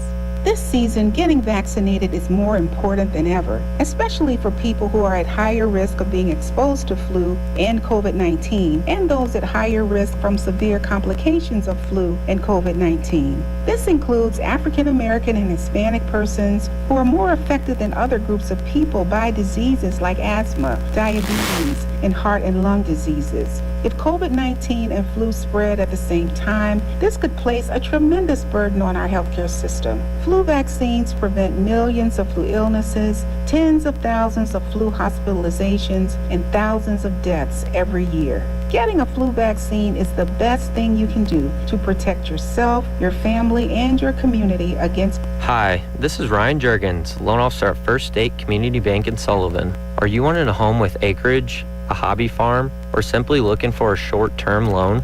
At First State Community Bank, we're offering a new 7-year adjustable rate mortgage program. Check out our 7-1 and 7-3 options, available to those with a 680 credit score or higher. Stop by to see our team today about the possibility of getting started.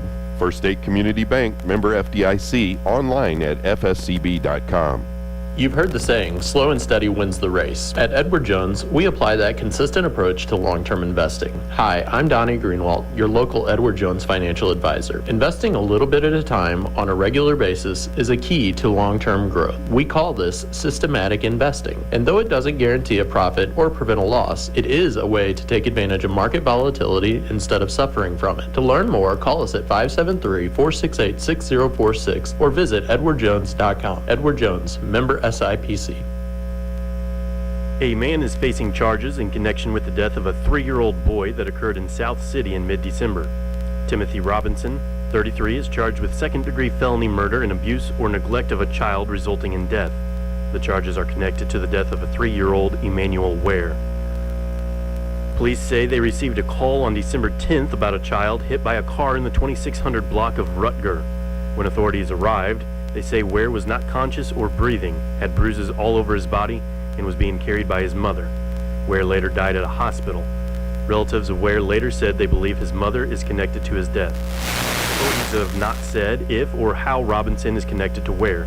Robinson is already being held in connection with a robbery that took place on December 13th.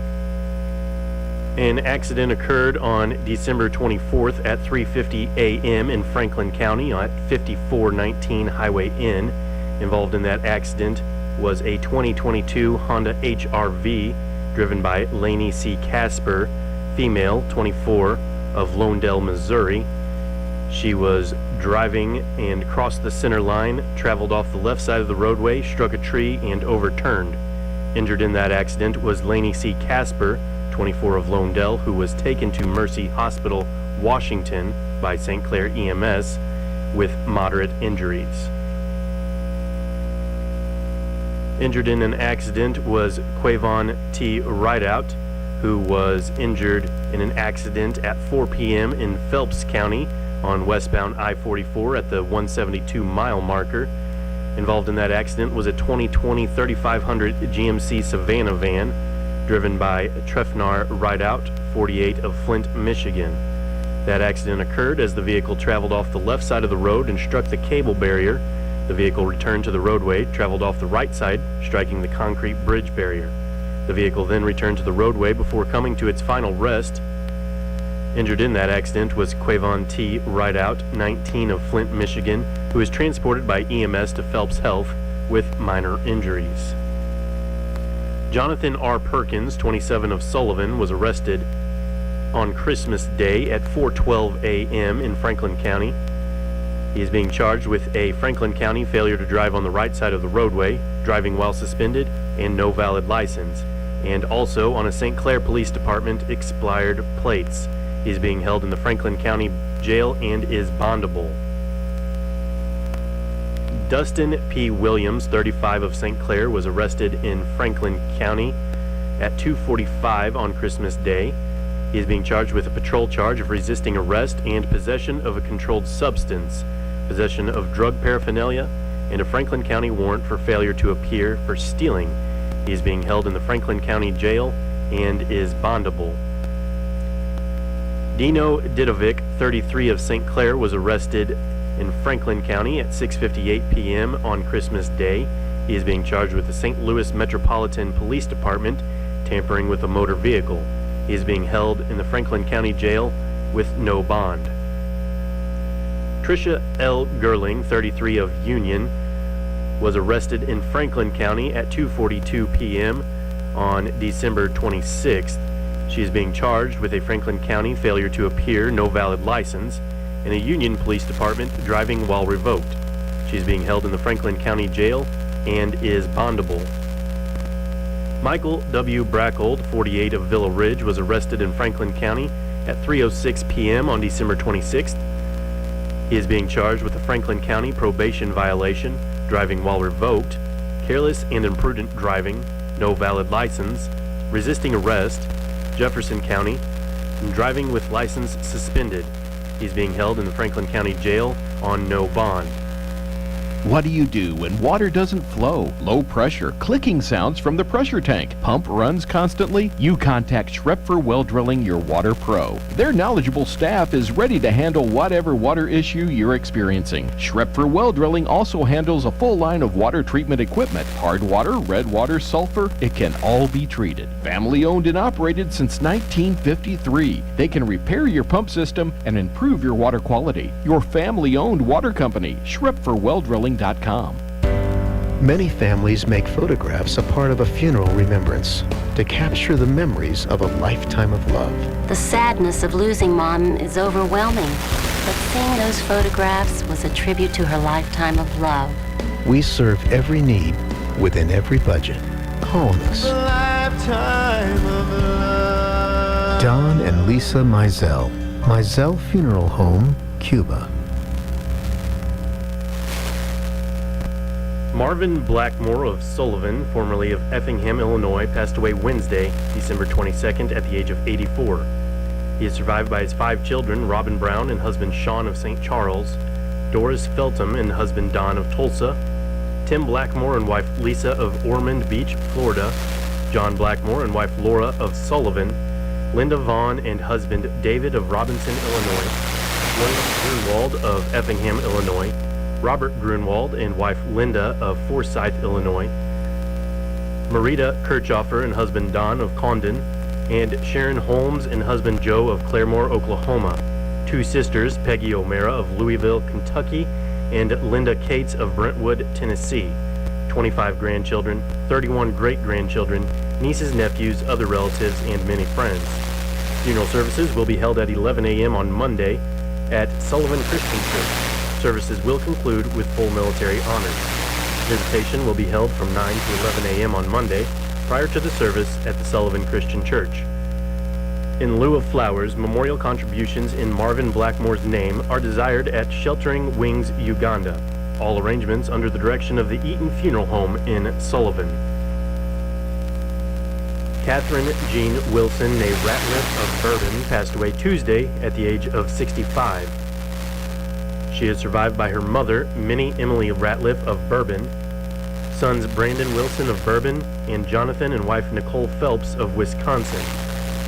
One brother, Mark Allen, and wife Claudia Ratliff. 5 grandchildren, all of Bourbon, nieces, nephews, cousins, and friends.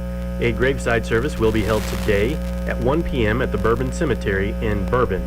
All arrangements are under the direction of the Hudson Funeral Home in Cuba. Fred C. Hurdle of Bourbon passed away Tuesday at the age of 82. He is survived by his wife Betty, his son Tracy and wife Kathy of St. Clair, 2 daughters, Robin Spence and husband Herschel of Union, and Regina Hurdle of Bourbon, 2 sisters, Helen Grampelsbacher of Arnold, and Wilma Jean Rimmert of Scottsdale, Arizona, 3 grandchildren, 6 great-grandchildren, other relatives, and many friends. Funeral services will be held at 11 a.m. on Tuesday at the Eaton Funeral Home in Sullivan. Interment will follow at the Bourbon Cemetery. Visitation will be held from 4 to 8 p.m. on Monday at the Eaton Funeral Home in Sullivan. Corey Barrick of Leesburg passed away Saturday at the age of 36. He is survived by his parents, Danny and Barbara Barrick of Cuba, children Elizabeth and C.J. Barrick, fiancée Mandy Rabura, stepchildren Briar and Connor, 1 sister Siobhan Dickerson of Port Orange, Florida. Funeral services will be held on Tuesday, December 28th at 2 p.m. at the Gottenstrader Funeral Home in Owensville. Burial will be in the Countryside Memorial Gardens in Owensville. Visitation for 36-year-old Corey Barrick will be held on Tuesday from 10 a.m. to 2 p.m. at the Gottenstrader Chapel in Owensville. Gladys Kepke of Owensville passed away Friday at the age of 94. She is survived by her son, James Kepke, and wife Dorothea of Cuba, 5 grandchildren, 10 great-grandchildren, other relatives, and many friends. Funeral services will be held on Wednesday at 11 a.m. at St. John's United Church of Christ in Bem. Burial will be held in the church cemetery. Visitation for 94-year-old Gladys Kepke will be held on Wednesday from 9 to 11 at the church. All arrangements are under the direction of the Gottenstrader Funeral Home in Owensville. William Bill Conley of Robertsville passed away Friday at the age of 93. He is survived by his wife, Mary née Mulaney, 5 sons, Dennis Conley and wife Sheila, John Conley and wife Kimberly, Kevin Conley and wife Kimberly, James Conley and wife Jennifer, and William T. Conley and wife Melinda, all of Robertsville. 14 grandchildren, 15 great-grandchildren, other relatives, and many friends. Funeral Mass will be held at 10 a.m. on Friday at St. Francis of Assisi Catholic Church in Lubering. Burial will be held in St. Patrick Rock Church Cemetery in Catawissa. Visitation will be held from 4 to 8 p.m. Thursday, with a rosary service at 7:30 p.m. and after 9 a.m. on Friday at the Russell Colonial Funeral Home in St. Clair. Memorials may be made to the St. Francis of Assisi Catholic Church in Lubering. Psychologists, licensed professional counselors, and licensed clinical social workers, Compass Health Network is looking for you. The need is great in our communities, and we are currently hiring licensed staff to help us care for those that need us most. Compass Health Network offers a supportive environment of over 250 clinicians, excellent training, a competitive salary, and great benefits. Join us as we inspire hope and promote wellness. Visit careers.compasshealthnetwork.org and It's that time of year. Schedule your winter service package now. Seidenberger Nobe Partners is offering free pickup and delivery on all 1 through 5 Series John Deere compact tractors, gators, and mowers. Our experienced John Deere technicians are trained and certified. We strive to provide quality service. Schedule your service now at snpartners.com. Your partner for the land. Offer valid through 2/12/2022. Some restrictions apply. See dealer for details. Must be within 50 miles of SN Partners dealership. Looking at sports on this Monday, the National Hockey League announced that all games scheduled for tonight, including the Blues game against the New Jersey Devils at the Enterprise Center, have now been postponed. A rescheduled date for that game has not yet been announced. The Blues announced on Sunday that 4 players have been added to the NHL's COVID-19 protocols. Robert Bortuzzo, Dakota Joshua, and James Neal all tested positive December 26th, while Ivan Barbashev tested positive on December 23rd.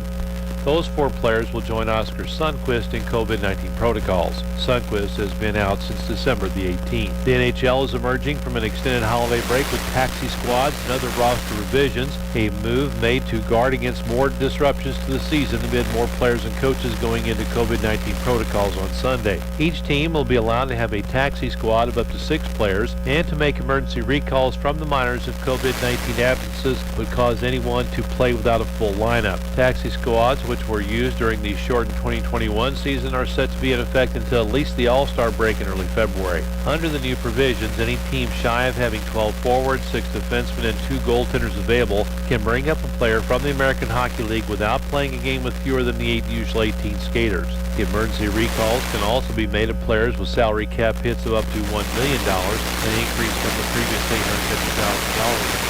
Players on the taxi squad will being in the minors and they can be there for a maximum of 20 days.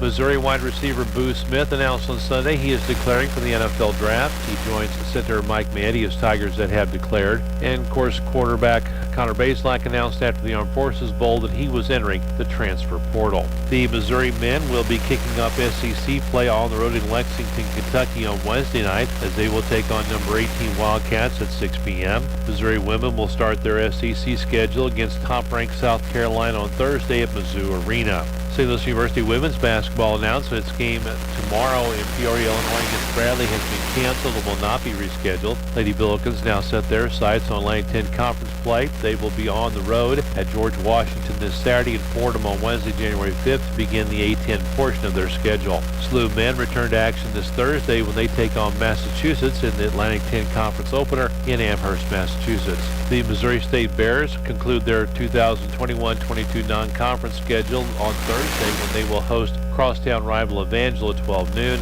The Lady Bears begin Missouri Valley Conference play New Year's Eve when they host Loyola at 2 p.m. Also getting back into action on Thursday will be Southeast Missouri State women. They will be on the road at Murray State at 5 o'clock. Western University women will host University of Health Sciences and Pharmacy on Thursday afternoon at 3.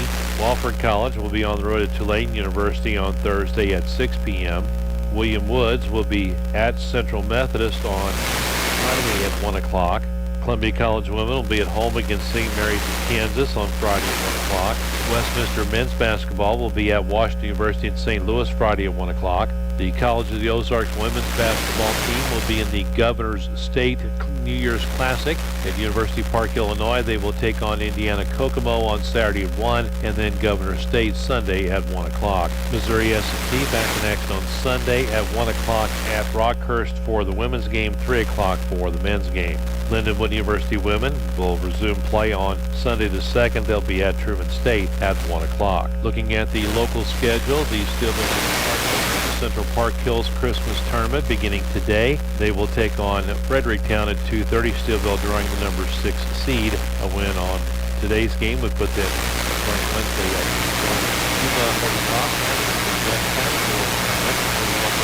tomorrow as they will take on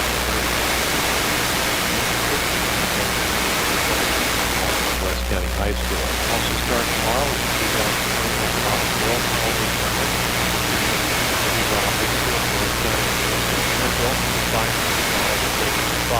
at Missouri S&T at 4 o'clock. Fatima plays Hazelwood West. At 7 o'clock, it's Truman against Licking. In boys basketball, Steelville Cardinals are in the Central Park Hills Boys Tournament, the 66th Bob Sechrist Junior Tournament. Steelville with the number 8 seed will take on number 9 Potosi, and that'll be a 5:30 start this afternoon.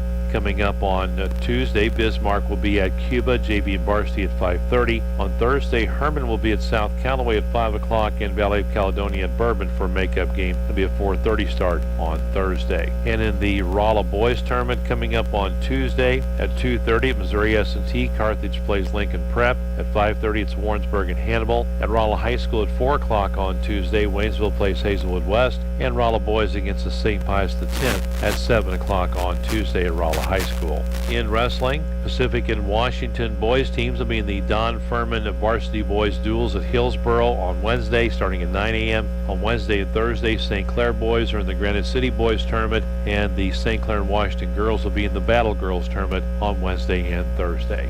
No Blues game tonight, so that's your look at sports on this Monday. This is Bobby D.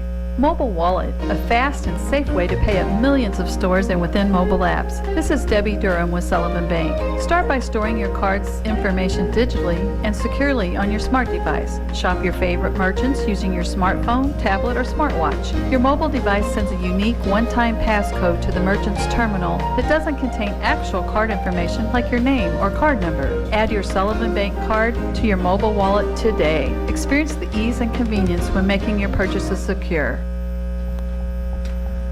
All right, well, good morning once again. This is Robert Scott filling in for Sam Scott, and I've got Mike sitting across the table from me. Let me figure out how to do this camera thing again here. Third one across the top. There. Does that do it? No, I'm on the wrong screen. All right. That it? There we go. Aha. So good morning, Mike. Morning, Robert. How are you? I'm doing good. I haven't called you Sam yet, so that's pretty good. Well, that is good. I got a text message from him earlier. Actually, 2 different text messages. So he's listening in. I don't know about Bobby D. I'm sure he's probably listening in too. Both of them taking some very well-deserved time off. But my dad sent a text message saying Freddie Lee's ghetto sauce. I think he was talking. Freddie Lee's. That's the stuff from Lori Price. Okay. I was going to say I think he sent that while you were talking about Lori Price there. Yeah. So. Freddie Lee's. Yeah, that's it. Have you had that? I have. It's good stuff. It's good stuff. All right. Well, Mike, have you ever heard of a story where somebody took a paper clip and traded it for such and such, and ended up down the road, with something worth $5 million or something? You bet. So I've got a story here about a woman in San Francisco who put a single bobby pin up for trade on Craigslist in May of 2020. Said it took her 28 exchanges in about a year and a half to trade up to a Tennessee home. Wow. So Demi Skipper, who is 30, chronicled in her Trade Me project on TikTok, said she was inspired by Kyle McDonald, who executed a similar project in 2006 that began with a red paperclip and ended with a house. She said some of her followers began to lose faith when she traded 3 tractors for a Chipotle celebrity card, which entitles the holder to free food from the chain, but she managed to then exchange the card for a $40,000 solar-powered trailer, which was the item she traded for the home in Montgomery, Tennessee. She said, "It's been so surreal, working towards something every day for more than a year and a half, and now I wake up and think, is this actually real? Is this actually my house?" She said her and her husband are planning to relocate to Tennessee in January to renovate their new home. She said her trading days aren't over. She's planning to do the same project all over again. "I want to donate the next house I trade to a person who needs it. No mortgage, no rental," she said. "There's been a couple of people who have done this once, but no one's crazy enough to do it twice." Yeah, but in a year and a half, doing that in a year and a half, that's pretty phenomenal. That's pretty quick. And only 28 trades. Yeah, 28 trades. Start off with a bobby pin. Bobby pin to a house. I mean, what would you trade for a bobby pin? If somebody came up to you and said, "I got this bobby pin." I wouldn't trade for a bobby pin, period. Well, that's the trick. You got to find the right person. The right person who needs a bobby pin. Yep. Somebody trying to break into a car. So, isn't that bobby pin what they used to use? Oh, and a bobby pin's worth a whole lot more to somebody who needs it in that moment. You could go down to the grocery store and buy a bobby pin for, I have no idea what a bobby pin cost. I don't have no 10 idea. cents? I don't know. So you used to buy a whole package of them. But if you're at work and you don't have one and you need one right that minute, that's you true. might pay $5-10 for it. Yeah. Well, you never know. Some brothers reclaimed the record for climbing stairs with one balanced on another's head. I think you and I should try this. Wrong. So a pair of Vietnamese acrobats reclaimed a Guinness World Record when one of them climbed 100 stairs outside a Spanish cathedral with the other balanced on his head. Circus performing brothers Jing Kwok Ko, who's 37, and his brother Jing Kwok Nikship. That's pretty good. I butchered that one good. No, I said that right. Oh, did you? I did. Okay, all right. I couldn't prove you wrong. Are you going to argue with me? Heck no, I'm not.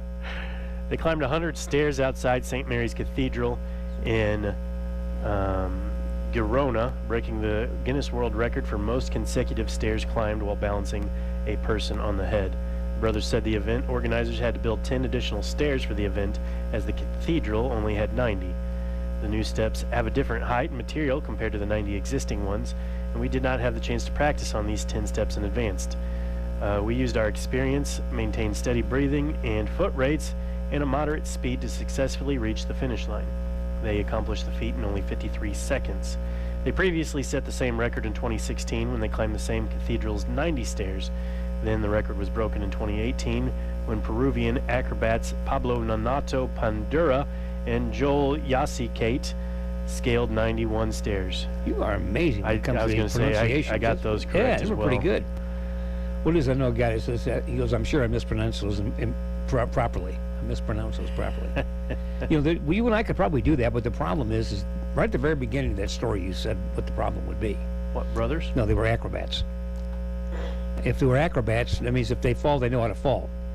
If I'm on the top and I fall, I'm going to splat. I'll catch you. Okay. Or maybe I can be on top. I couldn't catch you. Oh. Well, but if I fall, I'll just roll down the stairs, right? Well, yeah, I guess so. I don't know. Let's look into this a little further. Maybe. Maybe I'll do it with Barrett. I'll just, I could probably balance Barrett on my head for yeah, there you 90 go. stairs. Yeah. Barrett wouldn't stay on your head for 90 stairs. Have you ever wanted to break a Guinness World Record? You know, I don't think so. I really never. I like reading about them and some of the stupid stuff people do to win to get them. But yeah, I've always loved reading these obscure world records. I mean, even as a kid, I think there was a TV show on there for a while, Guinness World Records, and I would watch that all the time. I remember my parents would get me for Christmas every year, a new book, great big, 2-foot tall book that had all the new Guinness World Records in it, and I don't know, I just always thought it was one of the neatest things in the world. But in real life, what does walking up 90 stairs or 100 stairs with your brother on your head, how does that benefit you? Yeah. I mean, do they get paid? I don't know. I think, there may be they might get some kind of an award or something. Maybe. Yeah, maybe get an award or something. I have no idea. Maybe if they get a gold medal, they can sell the gold. Yeah, it might be. Well, a British Columbia woman said the red-nosed Rudolph decoration has proven to be an irresistible target for aggressive local deer. Another one? Yeah. Despite another one, maybe you read this story already. this was when people kept stealing it. This isn't one they're stealing, is it? Okay. No.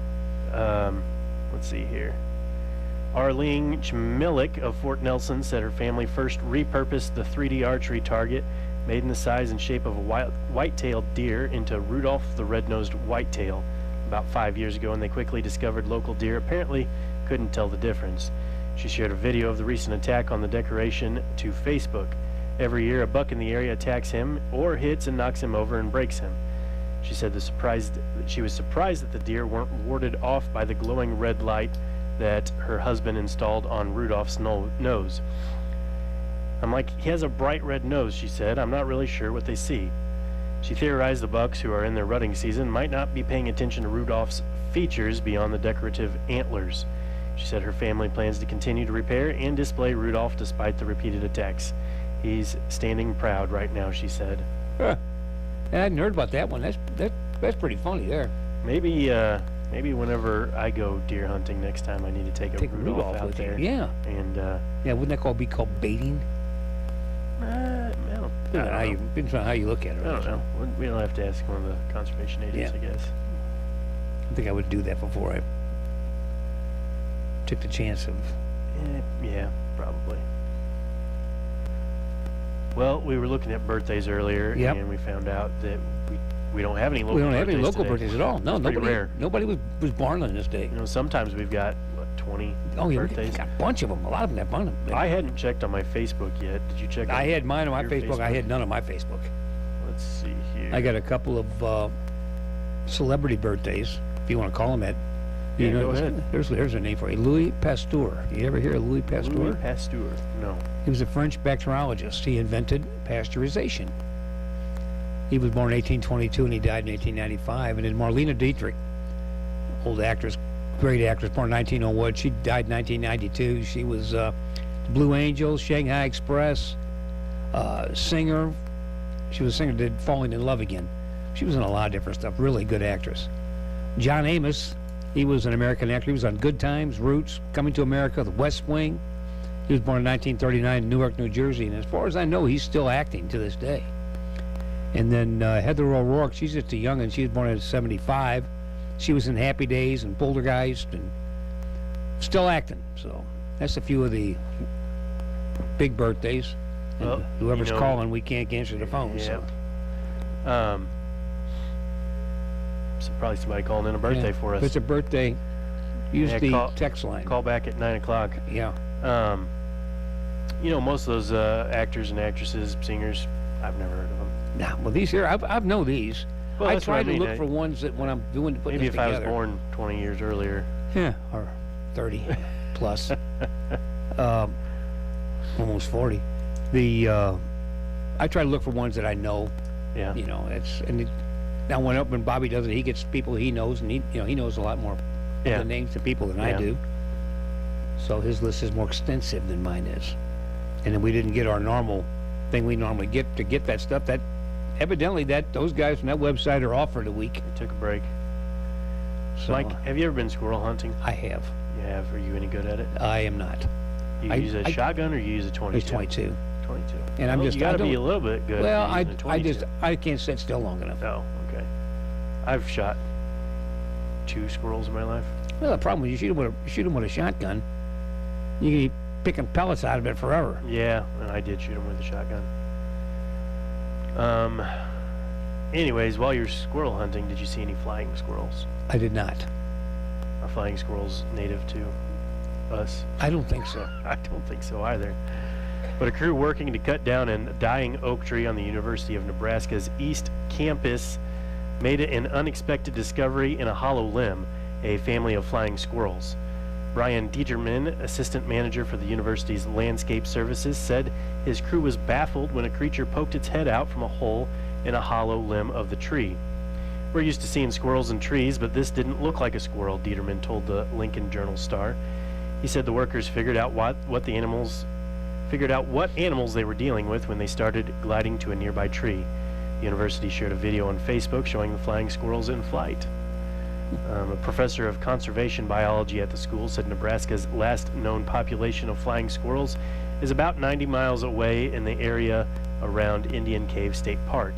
He said it's hard to believe how long the gliding mammals have been on campus, as they are nocturnal and notoriously elusive. It's among the species that's harder to document because they're not out when people are, he said. And they're little dudes. They're little bitty dudes, yeah. Huh. Well, I've seen white squirrels. Yeah. But don't know, no. I think we might have somebody. We might have. I'll go let him in. Out the parking lot. Did you lock the door? No, it's open. Okay. All right, so. Oh, yeah. Yeah. Come on in here, Cliff.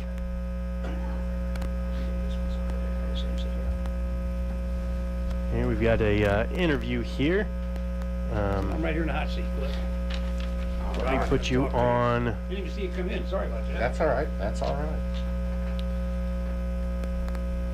So, Cliff, how are you doing? I'm doing good. Robert, how are you? I'm doing good, and you're here representing who? The Eagles, Fraternal Order of the Eagles. Okay, and you are the president, I am the correct? president this Okay. year. Yes, that's right. Well, what have you guys got going on this year? Well, I just want to give you some upcoming events that we have to finish up the year. On Friday night, December 31st, we're going to have a New Year's party. Okay, and that's usually pretty big every year. It is. It is. It's a good time. It'll be in the large hall. Doors open at 7. Riverside will be the band that's playing.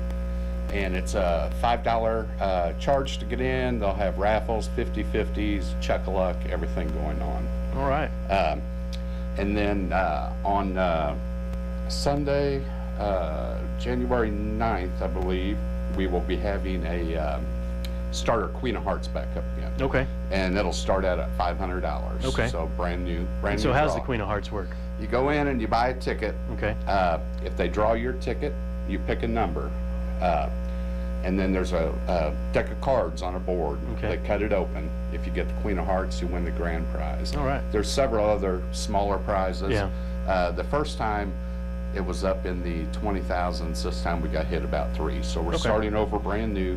How much does a ticket cost? They're $5. I knew you were going to ask me that. $5 or 5 for 20. Okay. So. And do you have to stop by the Eagles Hall to purchase one of those tickets? Yes, in the social room. Okay. And if you know you're not going to be there, write your number on the card. Okay. If you're there, you win it all. And I believe there again, I didn't do my homework real well.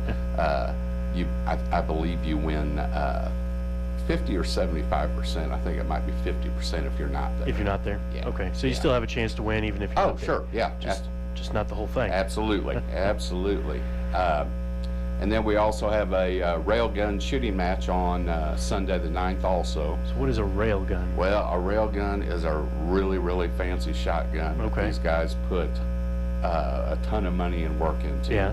It's kind of fascinating to watch if you've never seen it. Okay. These guys are pretty serious about what they do, you know. So, I mean, are you shooting like clay pigeons type thing? No, what are you shooting? Targets. Targets, yeah, okay. Yeah. So stationary targets? Yes, in the shooting range building. Okay. Yeah. So it's always a good time. If you want to come and watch, bring some earplugs. Yeah, is it loud? It can be a little loud. So is this gun, is it homemade?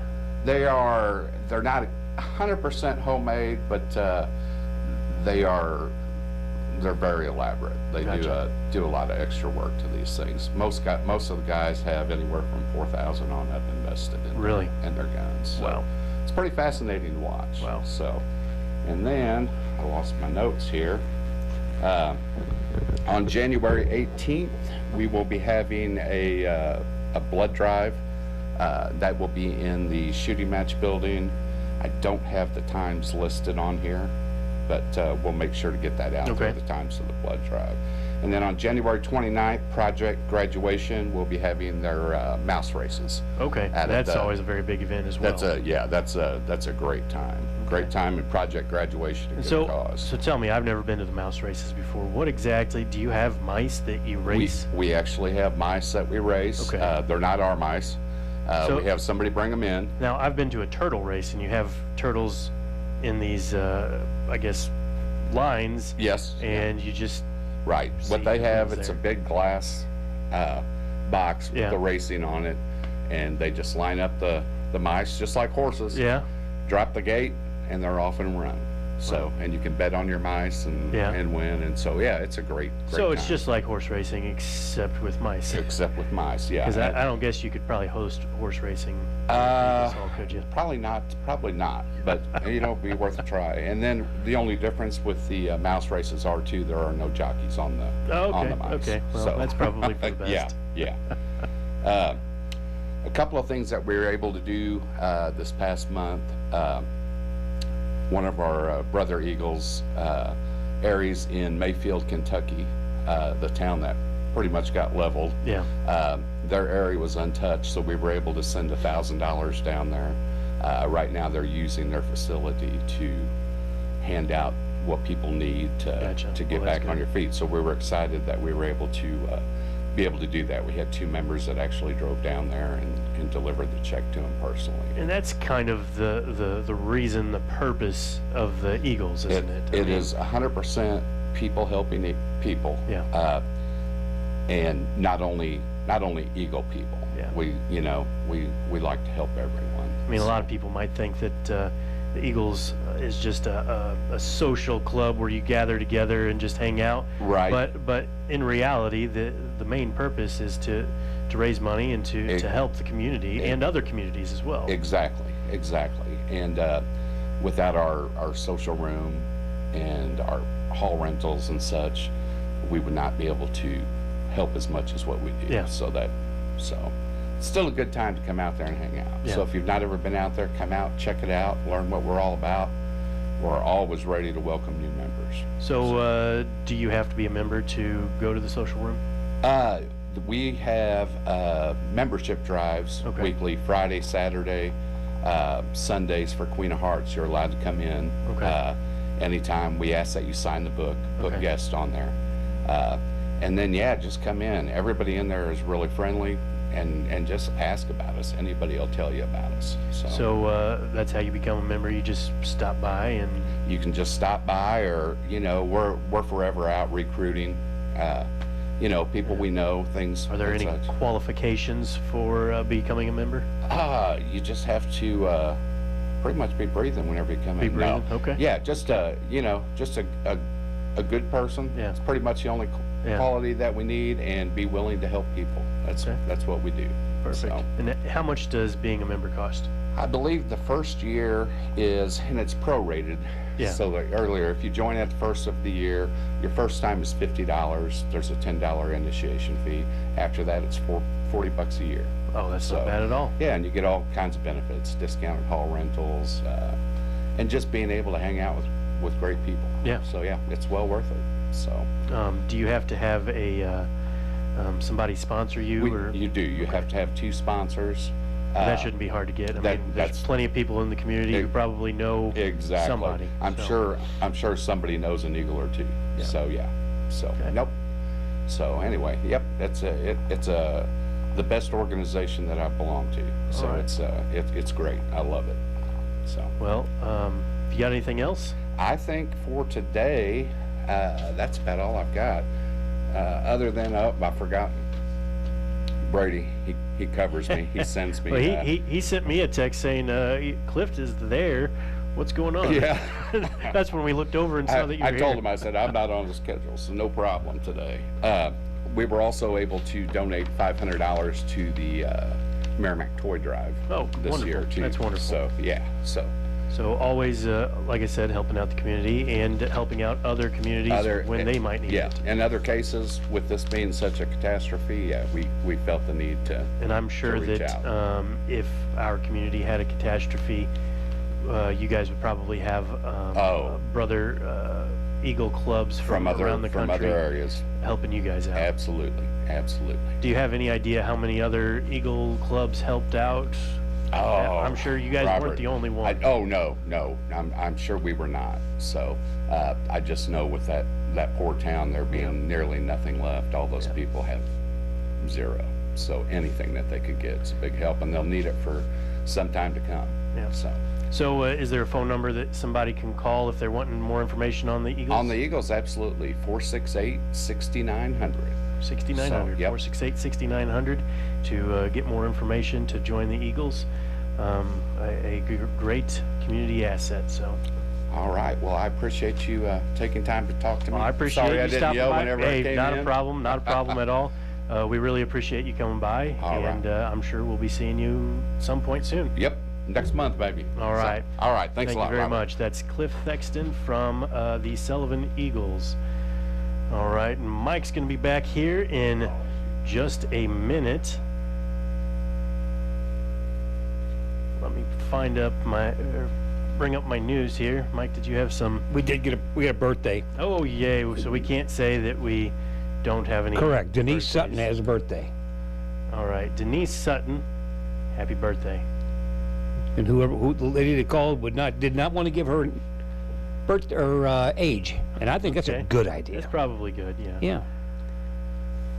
Well, I found another neat little story here, Mike. All right, good. So a bull that fell to the bottom of a 90-foot cliff was airlifted to safety by police and firefighters using a helicopter. Airlifted a bull. Yeah, airlifted Like- a bull. Wow. So Fallon Molnar of Molnar Cattle, LLC, near Cayucas, said a bull was noticed missing from his herd Sunday, and Monday evening the bovine was found at the bottom of a 90-foot cliff in an area known as China Cove. Mike, have you ever had cattle? No, I have not. No. Have you ever helped anybody with escaped cattle? No. Well, no, but I've had some in the backyard of my house once. Really? Yeah. So at my house, I've got about 3 or 4 neighbors that every now and then I look outside and there's cows in my yard. One across the street from me. There's one across the street to the left, one across the street to the right, one that's right next door to me on the left, and one right next door to me on the right. And I think I have found every one of their cattle in my yard at one time or another. Got good grass. Sometimes I don't even, I haven't even found the owners. I'll just push them back in their fence, and I know that they got out someplace. Yeah. But I'll usually give the owner a call and say, hey, your cows were out, they're back, but you might want to check your fence. So anyways, I think, if you've got cattle, everybody knows that they're looking for them at some point or another. This guy just happened to find his at the bottom of a 90-foot cliff. Wow. I'd have no idea what to do if I found a bull at the end of a 95-foot cliff. Well, you're not going to go down there and help him get out. No. So the owner's like, hey, how in the world did you get down there? And of course the bull, didn't answer him. Yeah, imagine that. He says, I was driving back and forth trying to figure out the way he got down there, and I couldn't walk him back up. He attempted the determined bull had apparently fallen off the cliff during heavy rains on Saturday night. There's a clear trail where you can see his body slid down. Molnar's brother and father rappelled down the cliff Tuesday to bring the bull food and water, but they were unable to find a way to bring the animal out of the cove. He contacted the California Department of Forestry and Fire Protection's large animal rescue team, which enlisted the help of California Highway Patrol helicopter to airlift the 1,500-pound bull to safety. He said, I've never seen anything like that in my life. Most people haven't. No. I've seen people post stuff, maybe someone airlifting someone out of the mountains or something like that, but I've never seen a bull hanging this high in the air. It was crazy. What do you think the bull was thinking? Yeah, really, yeah. I've seen him do horses and cattle, but I've never seen a bull, with floods and stuff like that. He said the bull appeared to be uninjured and revived quickly when a veterinarian reversed the tranquilizer that kept the animal still and calm during he was tranquilized. Oh, okay. She said the bull stood up instantly and he was ready to go right back out with all the cows. Ain't that something? All right. Well, have you ever won a lottery? $2. $2? Yeah, I won. I think I actually might have won $5 once. I got some lottery tickets for Christmas. Oh, did you? For the Saturday night drawing. And you did good? I did not win it. Did not win a thing. You won? I got, let's see, one Powerball ticket that did not win, and I got 2 scratchers that also did not win anything. Ah, well. But, I got that in my Christmas stocking, and I thought, this is the best Christmas gift ever. I'm going to win $400 million. Yes. And I started planning out, how I was going to spend my money. You were going to take care of the old people in your life, right? Absolutely. Yeah. That was the first thing that came across your mind, wasn't it? I was thinking about boats and houses. So, like I said, I had my whole life planned out that day, but then whenever I scanned it later that night, it told me I lost. That kind of came back to reality. Yeah. So you started thinking about bathtubs and... Yeah. Had to give the dog a bath last night. Yeah. I hate that. Yeah. Well, they don't like it either. No. A Massachusetts man who collected a $1 million jackpot from a scratch-off lottery ticket in 2008 scored his second $1 million prize. The Massachusetts State Lottery said John Gregorzik of Worcester bought a $10 million Winter Riches scratch-off ticket from the A1 Convenience Plus store. The ticket turned out to be a $1 million prize. He previously visited the lottery headquarters in 2008 to collect his $1 million prize from a $1 billion blockbuster.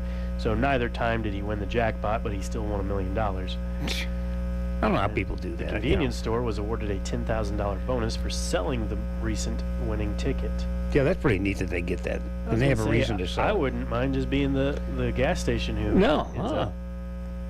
That's... I can't even think of winning money like that. No kidding. Of course, you got to buy a ticket. Yeah. There's always a drawback, and you got to buy a ticket. And you got to pay taxes on that. I don't know. I have to talk to my tax man. You know who he is? Oh, wait a minute. Have you ever put a message in a bottle? No.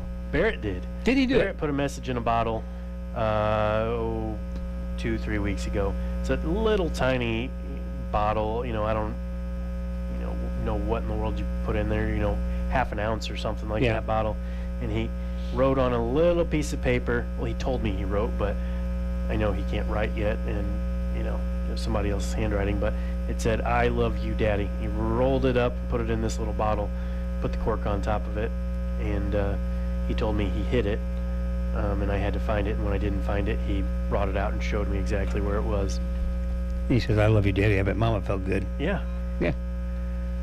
So workers renovating a market hall in Scotland found a message in a bottle from a mason who worked on the building in 1967.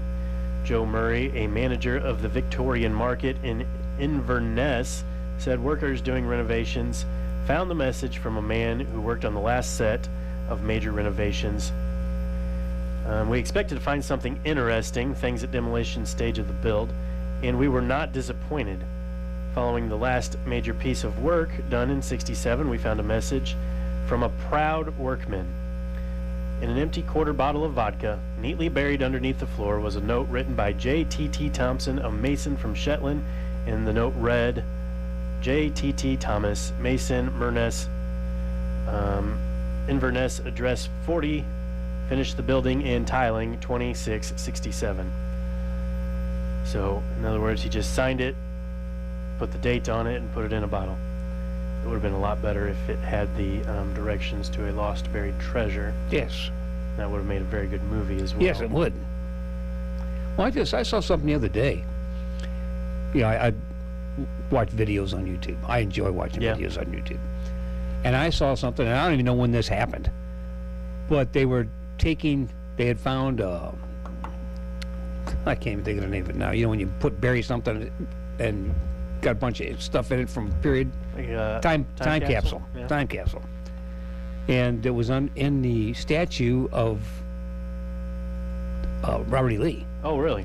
And they were opening it up, and I never did get to finish watching. It was a really long, drawn-out thing, you know. And yeah. I don't know what was in it. I was going to look that up and have it available, but I didn't do that.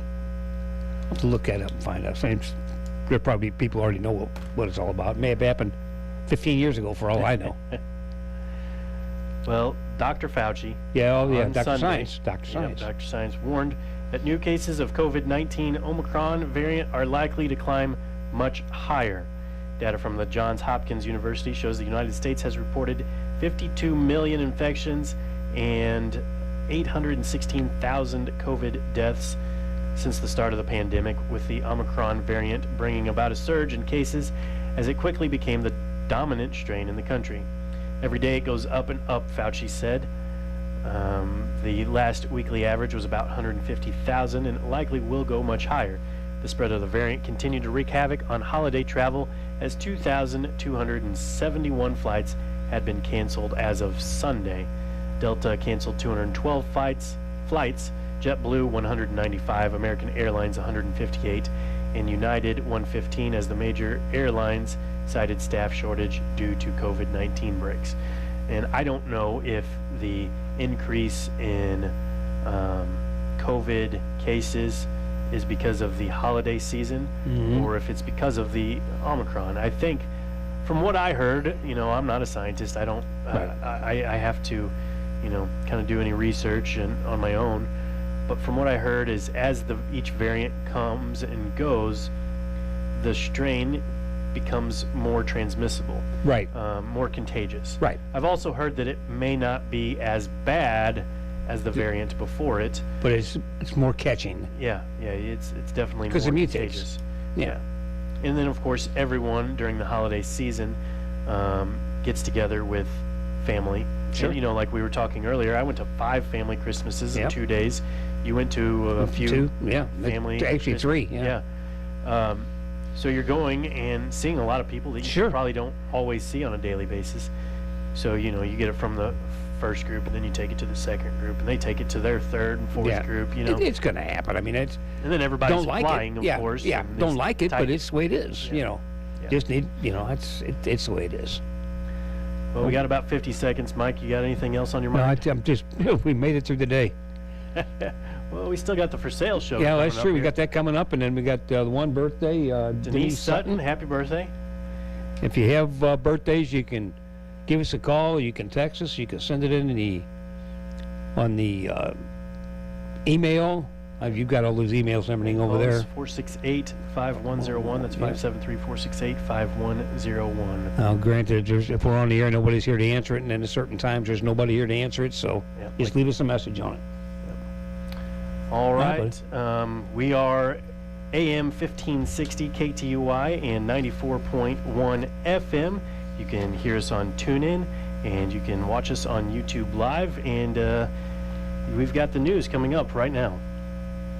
12,000 shipping containers carrying medical supplies to various parts of the United States are on delay of up to 37 days due to ongoing transportation congestion. That's according to new data from the Health Industry Distributors Association. They say medical supplies that arrived at a U.S. port on Christmas Day won't be delivered to hospitals until February 2022. The House Democrats slam Vice President Kamala Harris as uninterested and uncooperative on the border crisis. Representative Henry Cuellar of Texas, whose district covers nearly 200 miles of the U.S.-Mexico border, told the New York Times he has been disappointed by his interactions with Harris, who was tasked by President Biden with addressing the migrant border crisis. Vice President Harris on CBS News Sunday defends her actions. I'm Vice President of the United States. Anything that I handle is because it's a tough issue, and it couldn't be handled at some other level. USA Radio News. Trust. Maybe a small word, but with huge ramifications. At Fellowship Home Loans, we want to be the mortgage lender that you trust. Fellowship realizes that trust is earned and can easily be lost. That is why we listen not only to the wants, but also strive to understand the need. Take a look at our Google reviews and our A+ rating with the Better Business Bureau. But that's just the beginning. What matters is you. Give us a chance to earn your trust, not just your business. Fellowship Home Loans, 800-804-SAVE. That's 800-804-7283 or online at fellowshiphomeloans.com. We will listen and put together a plan to help make your dreams come true. Fellowship Home Loans, 800-804-SAVE. That's 800-804-7283 or fellowshiphomeloans.com. Fellowship Home Loans. Welcome home. Intercontinental Capital Group, DBA Fellowship Home Loans, Equal Housing Opportunity Lender, MLS number 60134. The Consumer Electronics Show in Las Vegas next month is where the latest and greatest electronics for the next year will be displayed. Several companies have now pulled out of the convention over fears of Omicron. More and more companies have decided they will not be represented in Las Vegas, at least not firsthand, at the Consumer Electronics Show next month. Microsoft now the latest to say it will only participate in the CES remotely without any physical presence because of the concerns about the rise of the fast-spreading Omicron coronavirus variant. Amazon, Google, Facebook, Twitter, and many other big companies have bowed out already before the Friday report that Microsoft will be at the CES only remotely. Consumer Electronics Show officials saying last week the event will still go on, though. It's scheduled on January 5th through the 8th with vaccination requirements, masking, and COVID-19 tests available for in-person participation. And from the New England Bureau of USA Radio News, I'm Chris Barnes. We are USA Radio News. Now you can fly anywhere in the world and pay discount prices on your airline tickets. Book a flight today to London, Paris, Madrid, or anywhere else you want to go and pay a lot less guaranteed. Call the International Travel Department right now at Low Cost Airlines. 800-215-5141. 800-215-5141. That's 800-215-5141. An off-duty New York cop was shot and killed at a club in New York City last week. The suspect was later pulled over in a New Jersey traffic violation, and although New Jersey police ID'd the vehicle as the one involved in the triple shooting, new police reforms allowed the suspect to walk free. Fairview, New Jersey Police Chief Martin Kahn on Fox News vents his frustration. The suspect did come through our jurisdiction. My officer made an excellent stop here. The stop had nothing to do related with the actual shooting, believe it or not. It was for motor vehicle infractions. But throughout the investigation, it was determined that the vehicle came back as a wanted vehicle, wanted in the shooting out of New York City. We did everything we could on our end with the policies that are in place in New York. It's a shame what's going on over there with Mayor de Blasio and his policies and the upper echelon of the NYPD following his policies and not sticking up for the officer on the street. It's making it harder for us to do our jobs out there every single day. They alerted us. We had them stopped. We had them, like I said in a previous article, we had them gift wrap for them, suspects in the shooting, and we were told to let them go because they did not have enough cause to keep them, which, it's a shame because now there's, a shooter on the loose, and the resources alone that are being used now to play catch up and try to find this guy is beyond me. Thanks for listening. I'm Lance Pry, and we are USA Radio News. I need to file my tax return right the first time. How can I be sure to do that? Doing your taxes yourself From the KTUI WeatherBug Weather Center, for this morning, expecting mostly cloudy skies, mostly sunny this afternoon, high temperature near 50. Tonight, rain likely, especially late, low 41. On Tuesday, rain showers likely, heavy at times, high of 63. Tuesday night, partly cloudy and cool, a low of 31. On Wednesday, partly sunny skies, a high of 43. Wednesday night, partly cloudy and cool, a low of 26. And on your Thursday, sunny, a high temperature of 51. For KTUI, I'm Andrew Brady. Thank you, Andrew. It is about 5 minutes after the hour of 9 o'clock, and it's time for the For Sale show. If I can find where I left those papers. If you have anything to buy, sell, or trade, you can call us at 468-5101.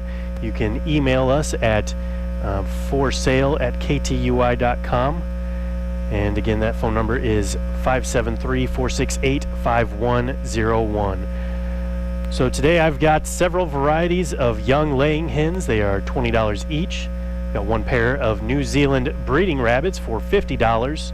A red wattle boar hog. Looks like it's free to a good home.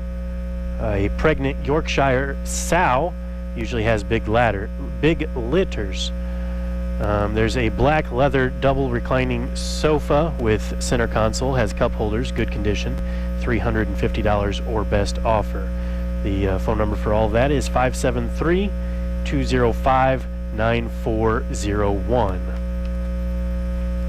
I've got two Airedale pups for sale. They are $500 each. You can contact Steve Thurmond at 573-205-3735.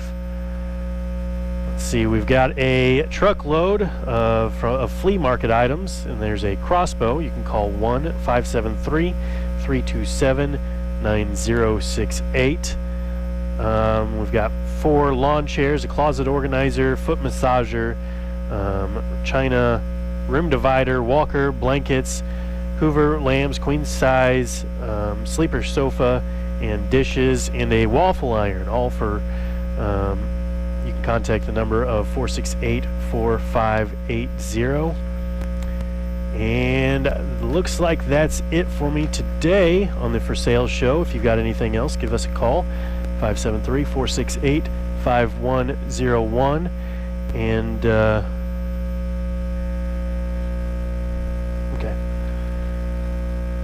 we're going to give you guys a couple of minutes here to call in, and in the meantime we're going to go ahead and play an ad from Jerry's TV. Ben.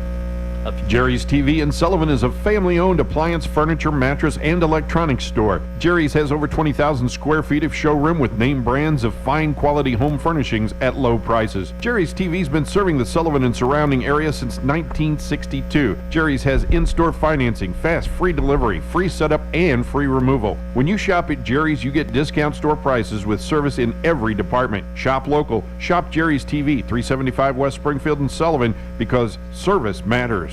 Christmas. All right. If you've got anything else to buy, sell, or trade, go ahead and call us, and we can take a note and put it on the show tomorrow. In community notes today, we've got a blood drive being held today at the St. Matthew Lutheran Church, the Fellowship Hall, located at 528 North Church Street here in Sullivan.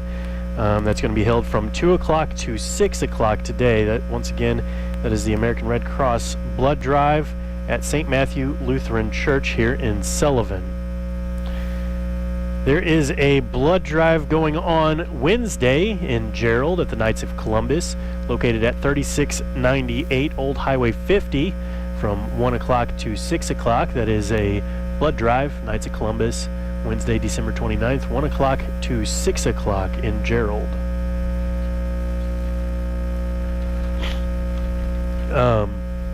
We've got a pancake supper coming up Friday, January 7th, and that is at the Sullivan High School for the Rotary Club. That's going to be held from 4:15 p.m. to 7:15 p.m. Tickets are $5 for 12 and under, $8 for adults. Tickets will be sold at the following games: 12:20 Borgia, that's already passed, and January 1st against Seckman. They can also be purchased from any Rotarian or at the door. All proceeds go to the local scholarships and community projects. That is a pancake supper Friday, and that is the game Sullivan versus Rockwood Summit. There's a New Year concert being held Friday, January 7th at 7 p.m. No tickets needed. They will be taking up a love offering, though. They're going to have the Lefebvre Quartet from Atlanta, and they're going to be singing News Magazine. They were rated number 1 in the Singing News Magazine. Final Authority is going to be there, and MC Dwayne Guerin. It's going to be held at New Testament Baptist Church at 962 North Church Street in Sullivan. For more information on that, please call the church at 573-468-3334. The Gerald's Lion Club will be hosting their first annual cornhole tournament on January 8th, and that's going to be in Gerald at 120 North Bernhardt Avenue. They're going to be $40 per team. Looks like first place can win $400, second place $160, third place $80, and fourth place $40. They're going to have water, soda, snacks, and a 50-50 drawing. They're going to have 24 teams required in order to have the full payout. That is the Gerald Lions Club first annual cornhole tournament on January 8th. Also on January 8th is the St. Anthony Home and School presenting Blacklight Bingo Bash. You can buy advance tickets for $25 or $30 at the door, and they're going to have over $1,000 in cash prizes. The doors are going to open at 6 p.m. For more information, call 573-259-2359, and that's going to be held at the Catholic Church here in Sullivan. The Friends of the NRA is hosting a gun bash. If you're a hunter or gun collector, save the date, February 20th. The Merrimack Area Friends of NRA will host the gun bash at 3 p.m. on February 20th. It's going to be held at the VFW here in Sullivan, 378 Highway 185 in Sullivan. Tickets are $50, and that includes the door prize drawings, hors d'oeuvres, beer, and soda. If you would like any more information, you can call Sylvia at 573-927-5373, or you can email her at sylvia@fidmail.com, or you can call Robert at 314-258-2336. All door prizes are guns. With every 10 Gun Bash tickets, they're going to sell a gun. You do not have to be present to win. For more information, call Sylvia. And I believe we've got some tickets here at the station to sell, so if you would like one of those, just give us a call. Mid-Ozarks Veterans Coffee Talks will be held. They've got free donuts, coffee, and info on veterans benefits. That's held every Tuesday at 9 a.m. at the Cuba Senior Center, and it's hosted by Phil Willis. The House of Hope is having a food pantry, weekly food distribution for children 3 to 18 years old. Distribution times are 10 a.m. to 12 p.m. every Saturday morning. And that's about all we have for community notes today. If you've got any community notes to add to our list, just give us a call, 573-468-5101. You can stop by here and drop a flyer off, or you can email a flyer to us as well. I'd like to thank you for joining us here today. Thank you for joining myself, filling in for Sam Scott, and Mike Bittner for joining me as well. I'd like to thank all the men and women who serve our great nation. Find a blood drive. We've got a couple in the community notes here. Be an organ donor. And until tomorrow, we will see you later. The thing that it disturbs them most is some of the comments that they get from people outside of their state and not within their state. Also yesterday, Senator Roy Blunt blasted what he called the gimmick